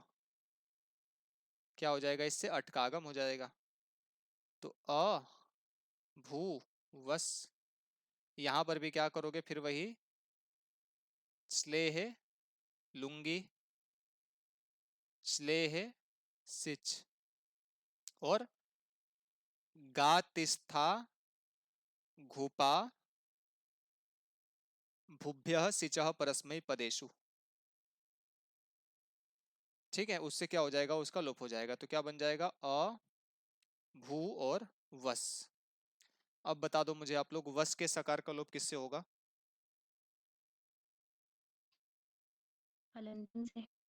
नहीं, नित्यम गीता से होगा। ठीक है, नित्यम गीता से। हलंत्यम से लोप प्राप्त हो रहा था अक्षिता जी। ठीक है, वस के सकार का लोप हलंत्यम से प्राप्त हो रहा था, लेकिन एक सूत्र आता है, न विभक्तौ तुस्माह। मतलब विभक्ति के अंतर्गत तवर्ग सकार और मकार का आप लोग लोप नहीं कर सकते, विभक्ति के अंतर्गत या फिर सुपतिंग इत्यादि प्रत्ययों में से कहीं भी। ठीक है, तो ये तिंग प्रत्यय के अंतर्गत है ना वस, तो इसके सकार का लोप आप हलंत्यम से नहीं कर सकते। ठीक है, क्या तो भैया? नित्यम गीता से स का लोप प्राप्त हो गया, तो क्या बन गया, अभू व। और इसी प्रकार से वस के स्थान पर मस को जोड़ दो, और मस के स्थान पर भी मस के सकार का लोप किससे हो जाएगा, नित्यम गीता से हो जाएगा, तो अभू म। ये वाला भी आपका रूप पूरा का पूरा बन जाएगा। ठीक, चलिए अब आप लोग जो है नेक्स्ट वाला धातु का रूप है। चलिए अर्शिया जी आई हैं अभी क्लास में, तो अर्शिया जी आप इसका रूप बोलिए, अंतिम धातु के रूप का, ये भू धातु के रिंग लकार का रूप बोलिए, सबसे लास्ट में जो दिख रहा है। पढ़िए इसको ऐसे ही, कोई बात नहीं, गलत सही कुछ भी है, पढ़िए। अभविष्यत, अभविष्यद्, अभिविष्यताम्, अभविष्यन्, अभविष्यः, अभविष्यतम्, अभविष्यतः, अभविष्यम्, अभविष्याव, अभविष्याम। चलिए बिल्कुल बहुत बढ़िया आपने पढ़ा है। तो इसको इस प्रकार से बोल सकते हैं, अभविष्यत अभविष्यताम अभविष्यन् अभविष्यः अभविष्यतम अभविष्यत अभविष्यम अभविष्याव अभविष्याम। ठीक है, चलिए तो पहला रूप क्या है हमारा, अभविष्यत। ये है लिंग लकार का, जो सबसे लास्ट में आ रहा है ना हमारा, लिंग लकार इसका रूप है। तो आइए इसको हम लोग पढ़ते हैं और इसको पूरा करते हैं। तो सबसे पहले हम लोग लिख लेंगे रूप को, क्या बनता है, अ भ वि श्य और त, अभविष्यत, ऐसा रूप बनता है। तो भू धातु है हमारे पास, इसमें भी लिखेंगे भूवादयो धातवः।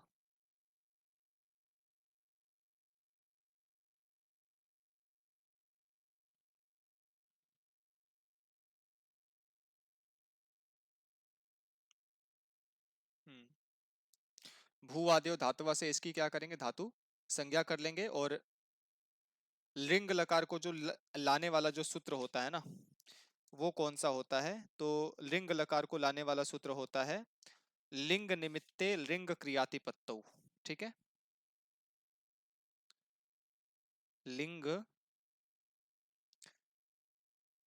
निमित्ते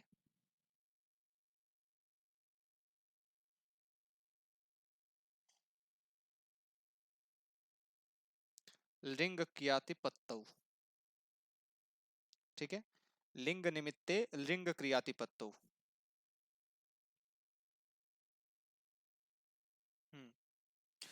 तो इसमें कहा कि लिंग का जो निमित्त होता है, ठीक है, लिंग का जो निमित्त होता है, हेतु हेतुमत भाव है ना। हेतु का मतलब क्या होता है, जो लिंग का निमित्त बनता है, जो कारण बनता है। तो उसमें जहां पर भी भविष्य काल की क्रिया का बोध किया गया हो, तो उसी से क्या हो जाता है, लिंग लकार का विधान होता है। ठीक है, जैसे लिंग लकार के जो वाक्य होते हैं उसको हम लोग इस प्रकार से बोलते हैं, जैसे लिंग लकार में इस प्रकार से बोलते हैं, जैसे हुआ होगा, उसने पढ़ा होगा, है ना। ठीक है, उसने लिखा होगा, इस प्रकार से इसका प्रयोग करते हैं। तो इसमें क्या है, लिंग का इसको निमित्त माना जाता है। लिंग का निमित्त कैसे मानते हैं कि इसमें भी क्या है, लिखा होगा। इसमें कहीं ना कहीं आप लोग देखते हो तो विधिलिंग का ही इसमें अर्थ ग्रहण होता है। विधिलिंग में क्या कहा गया था कि इसमें जो है विधि, निमंत्रण, आमंत्रण इत्यादि अर्थों में होता है। तो विधि का मतलब क्या था, विधि का मतलब प्रेरणा अथवा आज्ञा। तो उसने ऐसा पाठ लिखा होगा, तो मतलब इसमें भी चाहिए वाला अर्थ आ रहा है, अथवा प्रेरणा का अथवा आज्ञा का अर्थ जो है प्रकट होता है। लेकिन इसमें विधिलिंग लकार में सामान्य काल में इसका प्रयोग होता है, उसे पढ़ना चाहिए, उसे लिखना चाहिए, वह जाए, वह पढ़े, वह हंसे, वह लिखे। इसमें क्या है, उसे, उसने लिखा होगा, तो मतलब इसमें भविष्य काल का प्रयोग हो रहा है, इसीलिए इसमें क्या है, लिंग लकार का प्रत्यय हो जाता है। ठीक है, और इस लिंग लकार को ना मैं आप सभी को और अच्छे से एक्सप्लेन करूंगा कल की क्लास में। ठीक, कल की क्लास में, अर्थात जब हम एत धातु का जब ये रूप पढ़ेंगे, तो मैं आप सभी को इसके बारे में और अच्छे से डिटेल में समझाऊंगा कि लिंग लकार का और अच्छे से क्या अर्थ होता है। मुझे भी थोड़ा सा इसका जो है ना ध्यान रखना है। और इसमें कुछ कुछ बातें कही गई हैं कि इसमें क्रियातिपत्तौ, मतलब क्रिया की इसमें असिद्धता दिखाई पड़ती है। मतलब क्रिया की जो है ना सिद्धि कंफर्म नहीं होगी। अगर हमने किसी को बोला, जैसे मान लो घर में दो सिस्टर्स हैं, ठीक है, घर में दो सिस्टर्स हैं, तो एक को कहीं जाना है, तो एक ने बोल दिया कि तुम आज खाना बना लेना और मैं घर जो है आज लेट से आऊंगी। ठीक है, तो आपके दिमाग में जो है पूरे रास्ते भर यही बात घूमती रहती है कि उसने खाना बनाया होगा या फिर नहीं बनाया होगा, है ना। दिमाग में क्या घूमता है कि उसने खाना बनाया होगा या फिर नहीं बनाया होगा। ठीक है, तो मतलब क्या है, ये वह गया होगा, उसने पढ़ा होगा, उसने लिखा होगा। तो इसमें क्या है, क्रिया की अनिश्चितता प्रकट होती है। इसमें क्रिया जो है ना वो हमें निश्चित रूप में प्रकट नहीं होता है कि वो कार्य फाइनली हो गया होगा। ठीक है, उसमें क्या होता है, क्रिया की प्रतिपत्ति दिखाई पड़ती है, अर्थात ऐसे वाक्यों में जो है ना क्रिया की असिद्धि दिखाई पड़ती है कि अभी क्रिया जो है ना वो सिद्ध नहीं हुई है, वो कंफर्म नहीं है कि वो काम हो ही गया है। ठीक है, तो सामान्य रूप से आपको समझना है कि ये विधि का निमित्त, विधिलिंग का निमित्त है, लिंग लकार का निमित्त है, और क्रिया की इसमें पूरी तरह से सिद्धि नहीं हुई है, इस अर्थ में लिंग लकार का प्रयोग होता है, गया होगा, पढ़ा होगा, लिखा होगा इत्यादि के रूप में। ठीक, तो आगे हम लोग बढ़ते हैं, भू जमा लिंग, ये प्रत्यय इसमें ऐड हो गया। ठीक, अब बताइए आप लोग, लिंग के गकार की इत्संज्ञा किससे हो जाएगी, हलंत्यम से हो जाएगी हलंत्यम। ना। और री का जो रीकार है इसकी हित संज्ञा किससे हो जाएगी? उपदेश से हजनुनासिक इत से इसकी भी इत संज्ञा हो जाएगी। ठीक है, तो क्या बच जाएगा? केवल और केवल ल बच जाएगा। ल को भी फिर से उसी प्रकार से लस्य के अधिकार में सारा प्रक्रिया करके आपको एक वचन में तिप प्रत्यय को लाना है। तिप प्रत्यय सब में ही आएगा। तो भू जमा तिप, इस प्रकार की स्थिति हमारी आ गई। ठीक है, भू जमा तिप, तिप के प्रकार की आप इत संज्ञा कर सकते हो हलंत्यम से। ठीक है, अब सबसे पहले ही आपको क्या कर देना है, एक सूत्र जो हमने पीछे भी प्रयोग किया था, लुंग लंग लिंग क्ष्वडु दात्तः, मतलब लुंग लकार में, लंग लकार में और लिंग लकार में किसका आगम हो जाता है? धातु को, अट का। अट का आगम हो जाता है। तो क्या बन जाएगा? अ भू और ती। ठीक है जी, अ भू और ती, ऐसा हमारे पास रूप प्राप्त हो जाएगा, अ भू और ती। ठीक है, अ भू और ती, ऐसी स्थिति में जो है कर्तरी शब्द से जो है शप आएगा। कर्तरी शब्द से शप आएगा, लेकिन शप को बांधकर, शप को बांध करके क्या आएगा? स्य तासी री लुटो हो।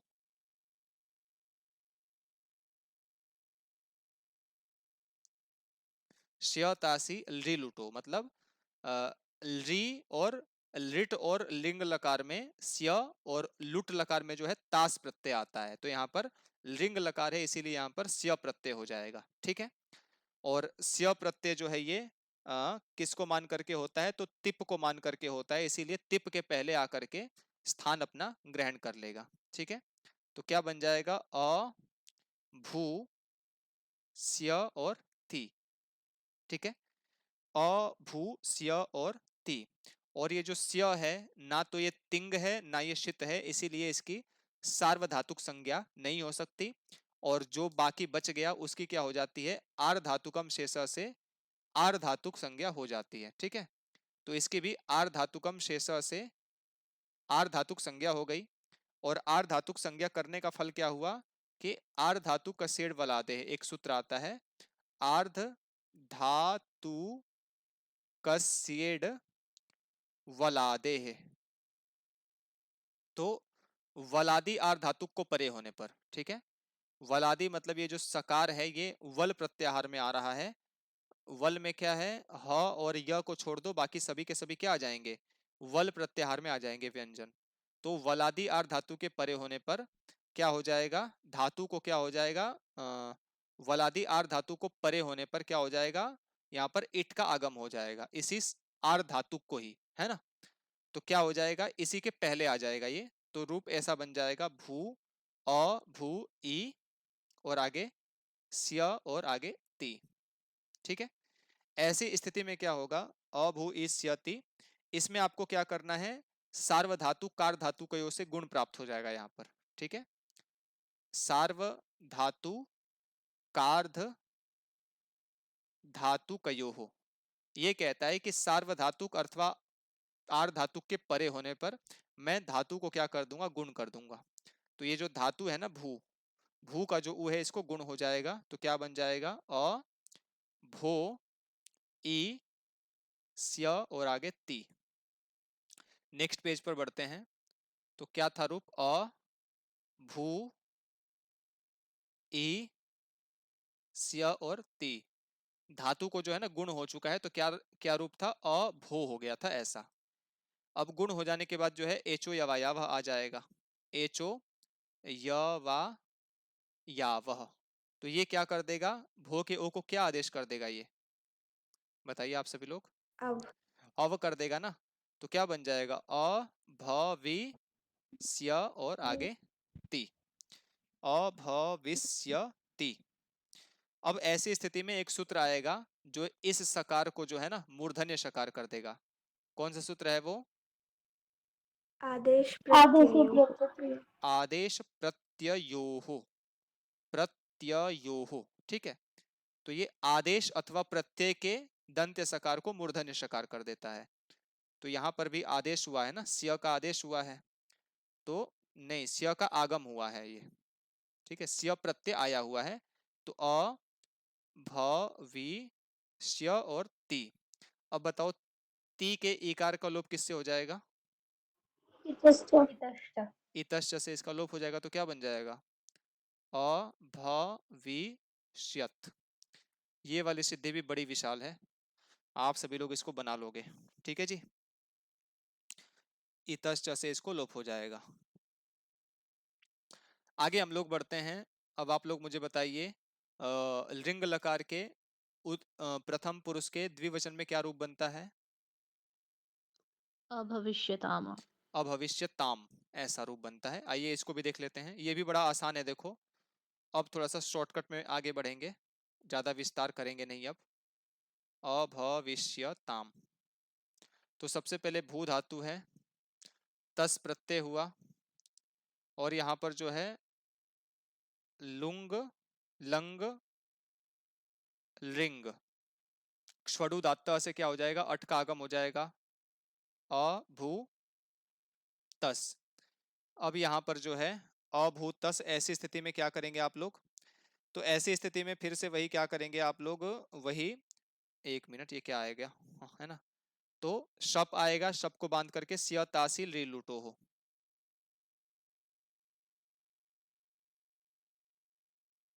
ठीक है, सिया तासील री लूटो।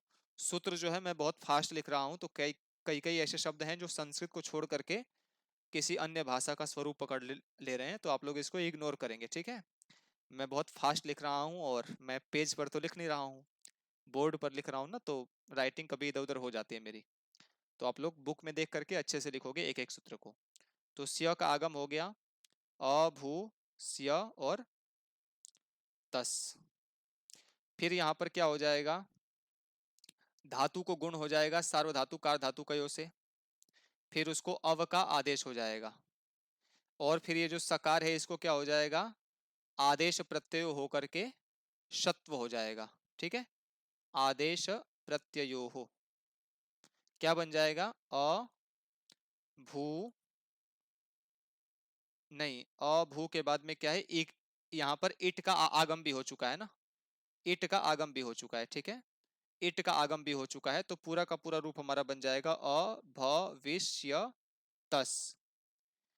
अब बताओ यहाँ पर तस थस तमिपाम तान तन तामा, ये सूत्र क्या कर देगा? तस के स्थान पर क्या आदेश कर देगा? ताम ताम कर देगा ना, तो अभविष्य ताम, ठीक है, ये रूप पूरा का पूरा बन जाएगा। आगे हम लोग बढ़ेंगे तो क्या रूप बन रहा है? अभविष्यन, है ना। आइए इसको देखते हैं। तो अभविष्यन देखो बड़ा आसान है, अब इसको मैं शॉर्टकट में करूंगा, अब इतना विस्तार करूंगा नहीं, क्योंकि ये सिद्धियां बड़ी विशाल विशाल हैं। अभविष्यन, ठीक ठीक लिखा है कि नहीं मैंने? अभविष्यन, अभविष्यन। तो सबसे पहले आप लोग देख लोगे यहाँ पर जो है ना, सामान्य रूप आप सभी लोग बना लोगे, अ और भू धातु को गुण इत्यादि करके और इट का आगम करके अभविष्य, और आगे जो झी प्रत्यय आया हुआ था ना, तो झी को ही क्या हो गया? अंत का आदेश हो गया, तो क्या हो गया? झी को ही अंति हो गया, तो क्या बन गया यहाँ पर? अभविष्य जमा अंति। अब आप लोग मुझे बताओ, अभविष्य जमा अंति, तो ऐसी स्थिति में जो अंति का जो इकार है इसका लोप किससे हो जाएगा? इतश्च इतश्च से क्या हो जाएगा? इसको लोप हो जाएगा, तो क्या बनेगा? अभविष्य और आगे अंत, ठीक है, अभविष्य और जमा अंत। तो यहाँ पर जो है संभवतः मुझे ऐसा लगता है कि यहाँ पर अतो गुणे से पर रूप हो जाएगा, ठीक है, अभविष्य अंत, क्योंकि यहाँ पर अकारांत से परे है ना, तो अतो गुणे से पर रूप हो जाएगा। एक बार मैं फिर से कंफर्म कर लेता हूं मैं, ऐसा रूप कहाँ पर बना हुआ है? रुक जाओ, एक बार मुझे देख लेने दो पहले पीछे जा करके। अभविष्यन ये बना हुआ है इसमें ना, भविष्यंती में तो पूरा ही बना हुआ है। अभवन, लंग लकार में बना है कल के रूप में। 1 मिनट रुकोगे आप लोग।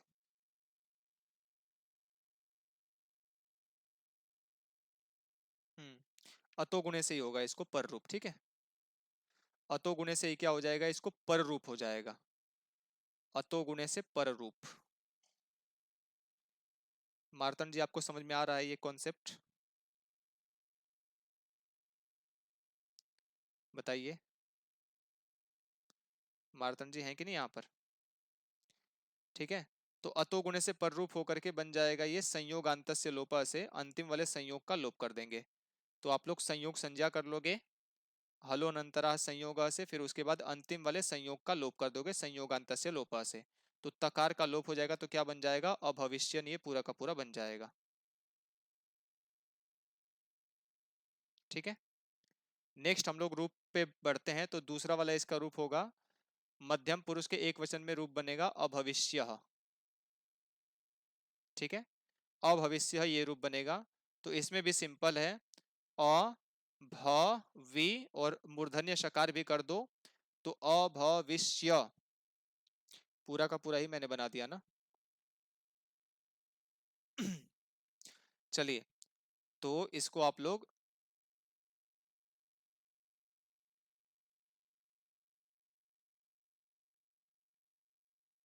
ठीक है, तो अभविष्य हो जाएगा और बाद में जो है सिप प्रत्यय है। ठीक है, सिप प्रत्यय होता है, सिप के पकार की इत संज्ञा हो जाती है। और बताइए सिप के जो इकार है इसकी लोप इसका किससे हो जाएगा, इतश्च से हो जाएगा ना। इतश्च से क्या हो जाएगा, सिप के इकार की लोप हो जाएगा। तो क्या बन जाएगा, अभविष्य और आगे स, इसी को क्या कर दोगे ससजुसोरु, और इसी को खरवसानी और विसर्जनीय से इसको विसर्ग कर दोगे। तो क्या बन जाएगा, अभविष्य। समझ में आ रहा है आप सभी को? कोमल जी, खुशी जी, अक्षिता जी, दिव्या जी, जी भैया। अर्शिया जी, मार्तन जी नहीं है यहाँ पर। कुमकुम जी आपको स्पष्ट हो रहा है नहीं रूप? सर। जी भैया। ठीक है जी, आप लोग बाद में थोड़ा सा विस्तार से भी इसको हल करके देख लेंगे, अभी मैं शॉर्टकट में बढ़ रहा हूँ आगे, है ना। चलिए आगे हम लोग बढ़ते हैं। तो मध्यम पुरुष के द्विवचन में बनता है अभविष्यतम। ये भी देखिए बड़ा सिंपल है, पूरा का पूरा रूप आप लोग ऐसे बना लोगे, अभविष्य तक का ऐसे बना लोगे, और इसमें जो है थस प्रत्यय होता है। तो बताइए तस थस थमिपाम तान तन तामा से क्या आदेश हो जाएगा इसको, तम। तम हो जाएगा ना। तस थस थमिपाम सूत्र से तम हो जाएगा। तो क्या बन जाएगा, अभविष्यतम। ठीक है, आगे आप लोग देखोगे तो रूप बन रहा होगा अभविष्यत, अभविष्यत। देख लो, मैं दिखा देता हूं आप सभी को। यहाँ पर देख लो, अभविष्यत ये वाला रूप बन रहा है। ठीक है जी, तो इसको भी क्या बनेगा, अभविष्य इतना बनेगा और आगे थ प्रत्यय आ जाएगा। तो बताइए तस थस थमिपाम तान तन तामा, ये सूत्र इसको क्या आदेश कर देगा, त। आपको थ को त आदेश कर देगा ना। तो क्या बन जाएगा, अभविष्यत। आगे बढ़ते हैं हम लोग, पेज खत्म हो गया हमारा, 28 पेज खत्म हो गया आज, देख लो मेरा आप लोग। आगे बढ़ते हैं, नेक्स्ट वाले के लिए भी हमें 2-3 पेज चाहिए अभी।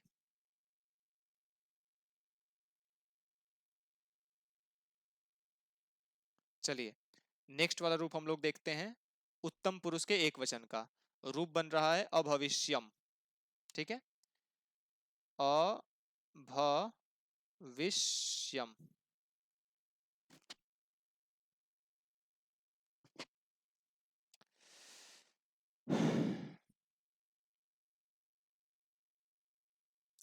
अभविष्यम ऐसा यहाँ पर रूप बनेगा। तो क्या कैसे कैसे बनाएंगे इसको, अभविष्य तो आप लोग बना ही लोगे, और यहाँ पर मिप प्रत्यय होता है।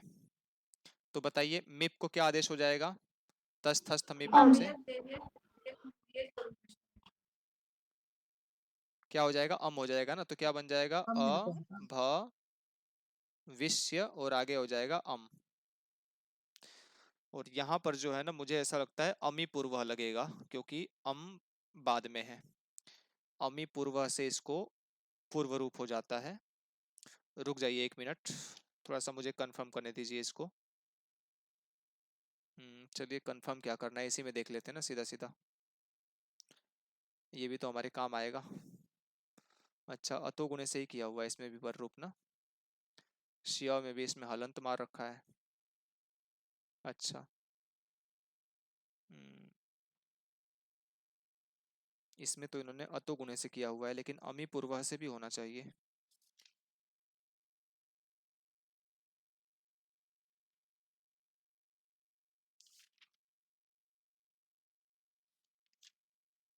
चलिए 1 मिनट आप लोग रुकोगे थोड़ा सा। दादा जी, वो अमी पूर्वा मतलब ये कहता है कि अम के परे ही रहते करता है पूर्व। तो इसमें भी तो अम है ना, अभूवम। अभूवम में तो हो गया था ना, इसमें नहीं हो पाएगा। और बाकी एक बार भविष्यामी में भी इसका काम नहीं पड़ा था, यही वाला रूप केवल ऐसा है जिसमें अम बाद में टकरा रहा है ना। तो चलो अभी इसको अतो गुणे से पर रूप कर लो, फिर बाद में इसको मैं किसी और पुस्तक में ना इसको देखना पड़ेगा मुझे, क्योंकि अम परे है तो अमी पूर्व भी एक सूत्र है कि अमी पूर्व भी कहता है कि अम परे होने पर मैं इसको पूर्व रूप कर दूंगा। ठीक है, और इसमें पुस्तक में कुछ लिखा ही नहीं है। हम आदेश हो गया, चलिए कुछ लिखा ही नहीं है यहाँ पर। चलो अतो गुणे लिख लो यहाँ पर, लेकिन मैं इसको अभी चेक करके आप सभी को बताऊंगा, ये मेरी जिम्मेदारी होगी। तो यहाँ पर अतो गुणे से इसको पर रूप हो जाएगा, ये वाला अ आकर के इसी में मिल जाएगा, तो ये रूप बन जाएगा आपका अभविष्यम। ठीक है, अब आगे एक और रूप बनेगा, बस 2 रूप बनेंगे आपके। क्या रूप बनेंगे देख लो यहाँ पर, अभविष्याव। ठीक है, अभविष्याव बनेंगे, ये बड़े आसान आसान से हैं। अब अभविष्याव, तो पहले आप लोग बना लोगे सामान्य रूप अभविष्य, और बाद में जो है वस प्रत्यय आ जाता है इसमें। वस प्रत्यय के वस प्रत्यय है, और बाद में जो है यकार है, तो यहाँ पर भी जो है अतो दीर्घो, यहीं से आप दीर्घ कर दोगे इसको। ठीक है, अतो दीर्घो यहीं, इससे क्या कर दोगे, यकार को दीर्घ कर दोगे, तो क्या बन जाएगा, अभविष्या वस। ठीक है, वस के सकार का लोप किससे हो जाएगा, नित्यम गीता से। नित्यम गीता से इसका लोप हो जाएगा, तो क्या बन जाएगा, अभविष्याव। और इसी प्रकार से बिल्कुल सेम टू सेम आपको क्या करना है, अभविष्या म को भी आपको इसी प्रकार से बना लेना है। ठीक है, इसमें भी नित्यम गीता का केवल प्रयोग करना है, और अतो दीर्घो यहीं से दीर्घ करना है आप सभी को। ठीक है, किसी का कोई डाउट कंफ्यूजन इन 3 लकारों के किसी भी रूप में? खुशी जी समझ में आ गया सारा? खुशी जी सारा समझ में आ गया रूप आपको? जी सर। याद हो जाएगा सारा? हो जाएगा। ठीक है जी, चलिए ओके, फिर हम लोग क्लास को फिनिश करते हैं आज, है ना। और कल मिलते हैं, कल सुबह वाली क्लास में, और वैदिक वांग्मय का जो भाग है उसको हम लोग आगे बढ़ाते हैं, उसको पूरा करते हैं, ब्राह्मणों का जो हमारा विषय चल रहा है। तो चलिए कल मिलते हैं, बाकी 9 बज रहे हैं ना, तो आप सभी का रिजल्ट भी मुझे पब्लिश करना है, अभी मैं आप लोगों का रिजल्ट बना करके भेजता हूँ। चलिए ठीक है जी, नमस्ते। फिर किसी और की कोई बात, समस्या, प्रॉब्लम?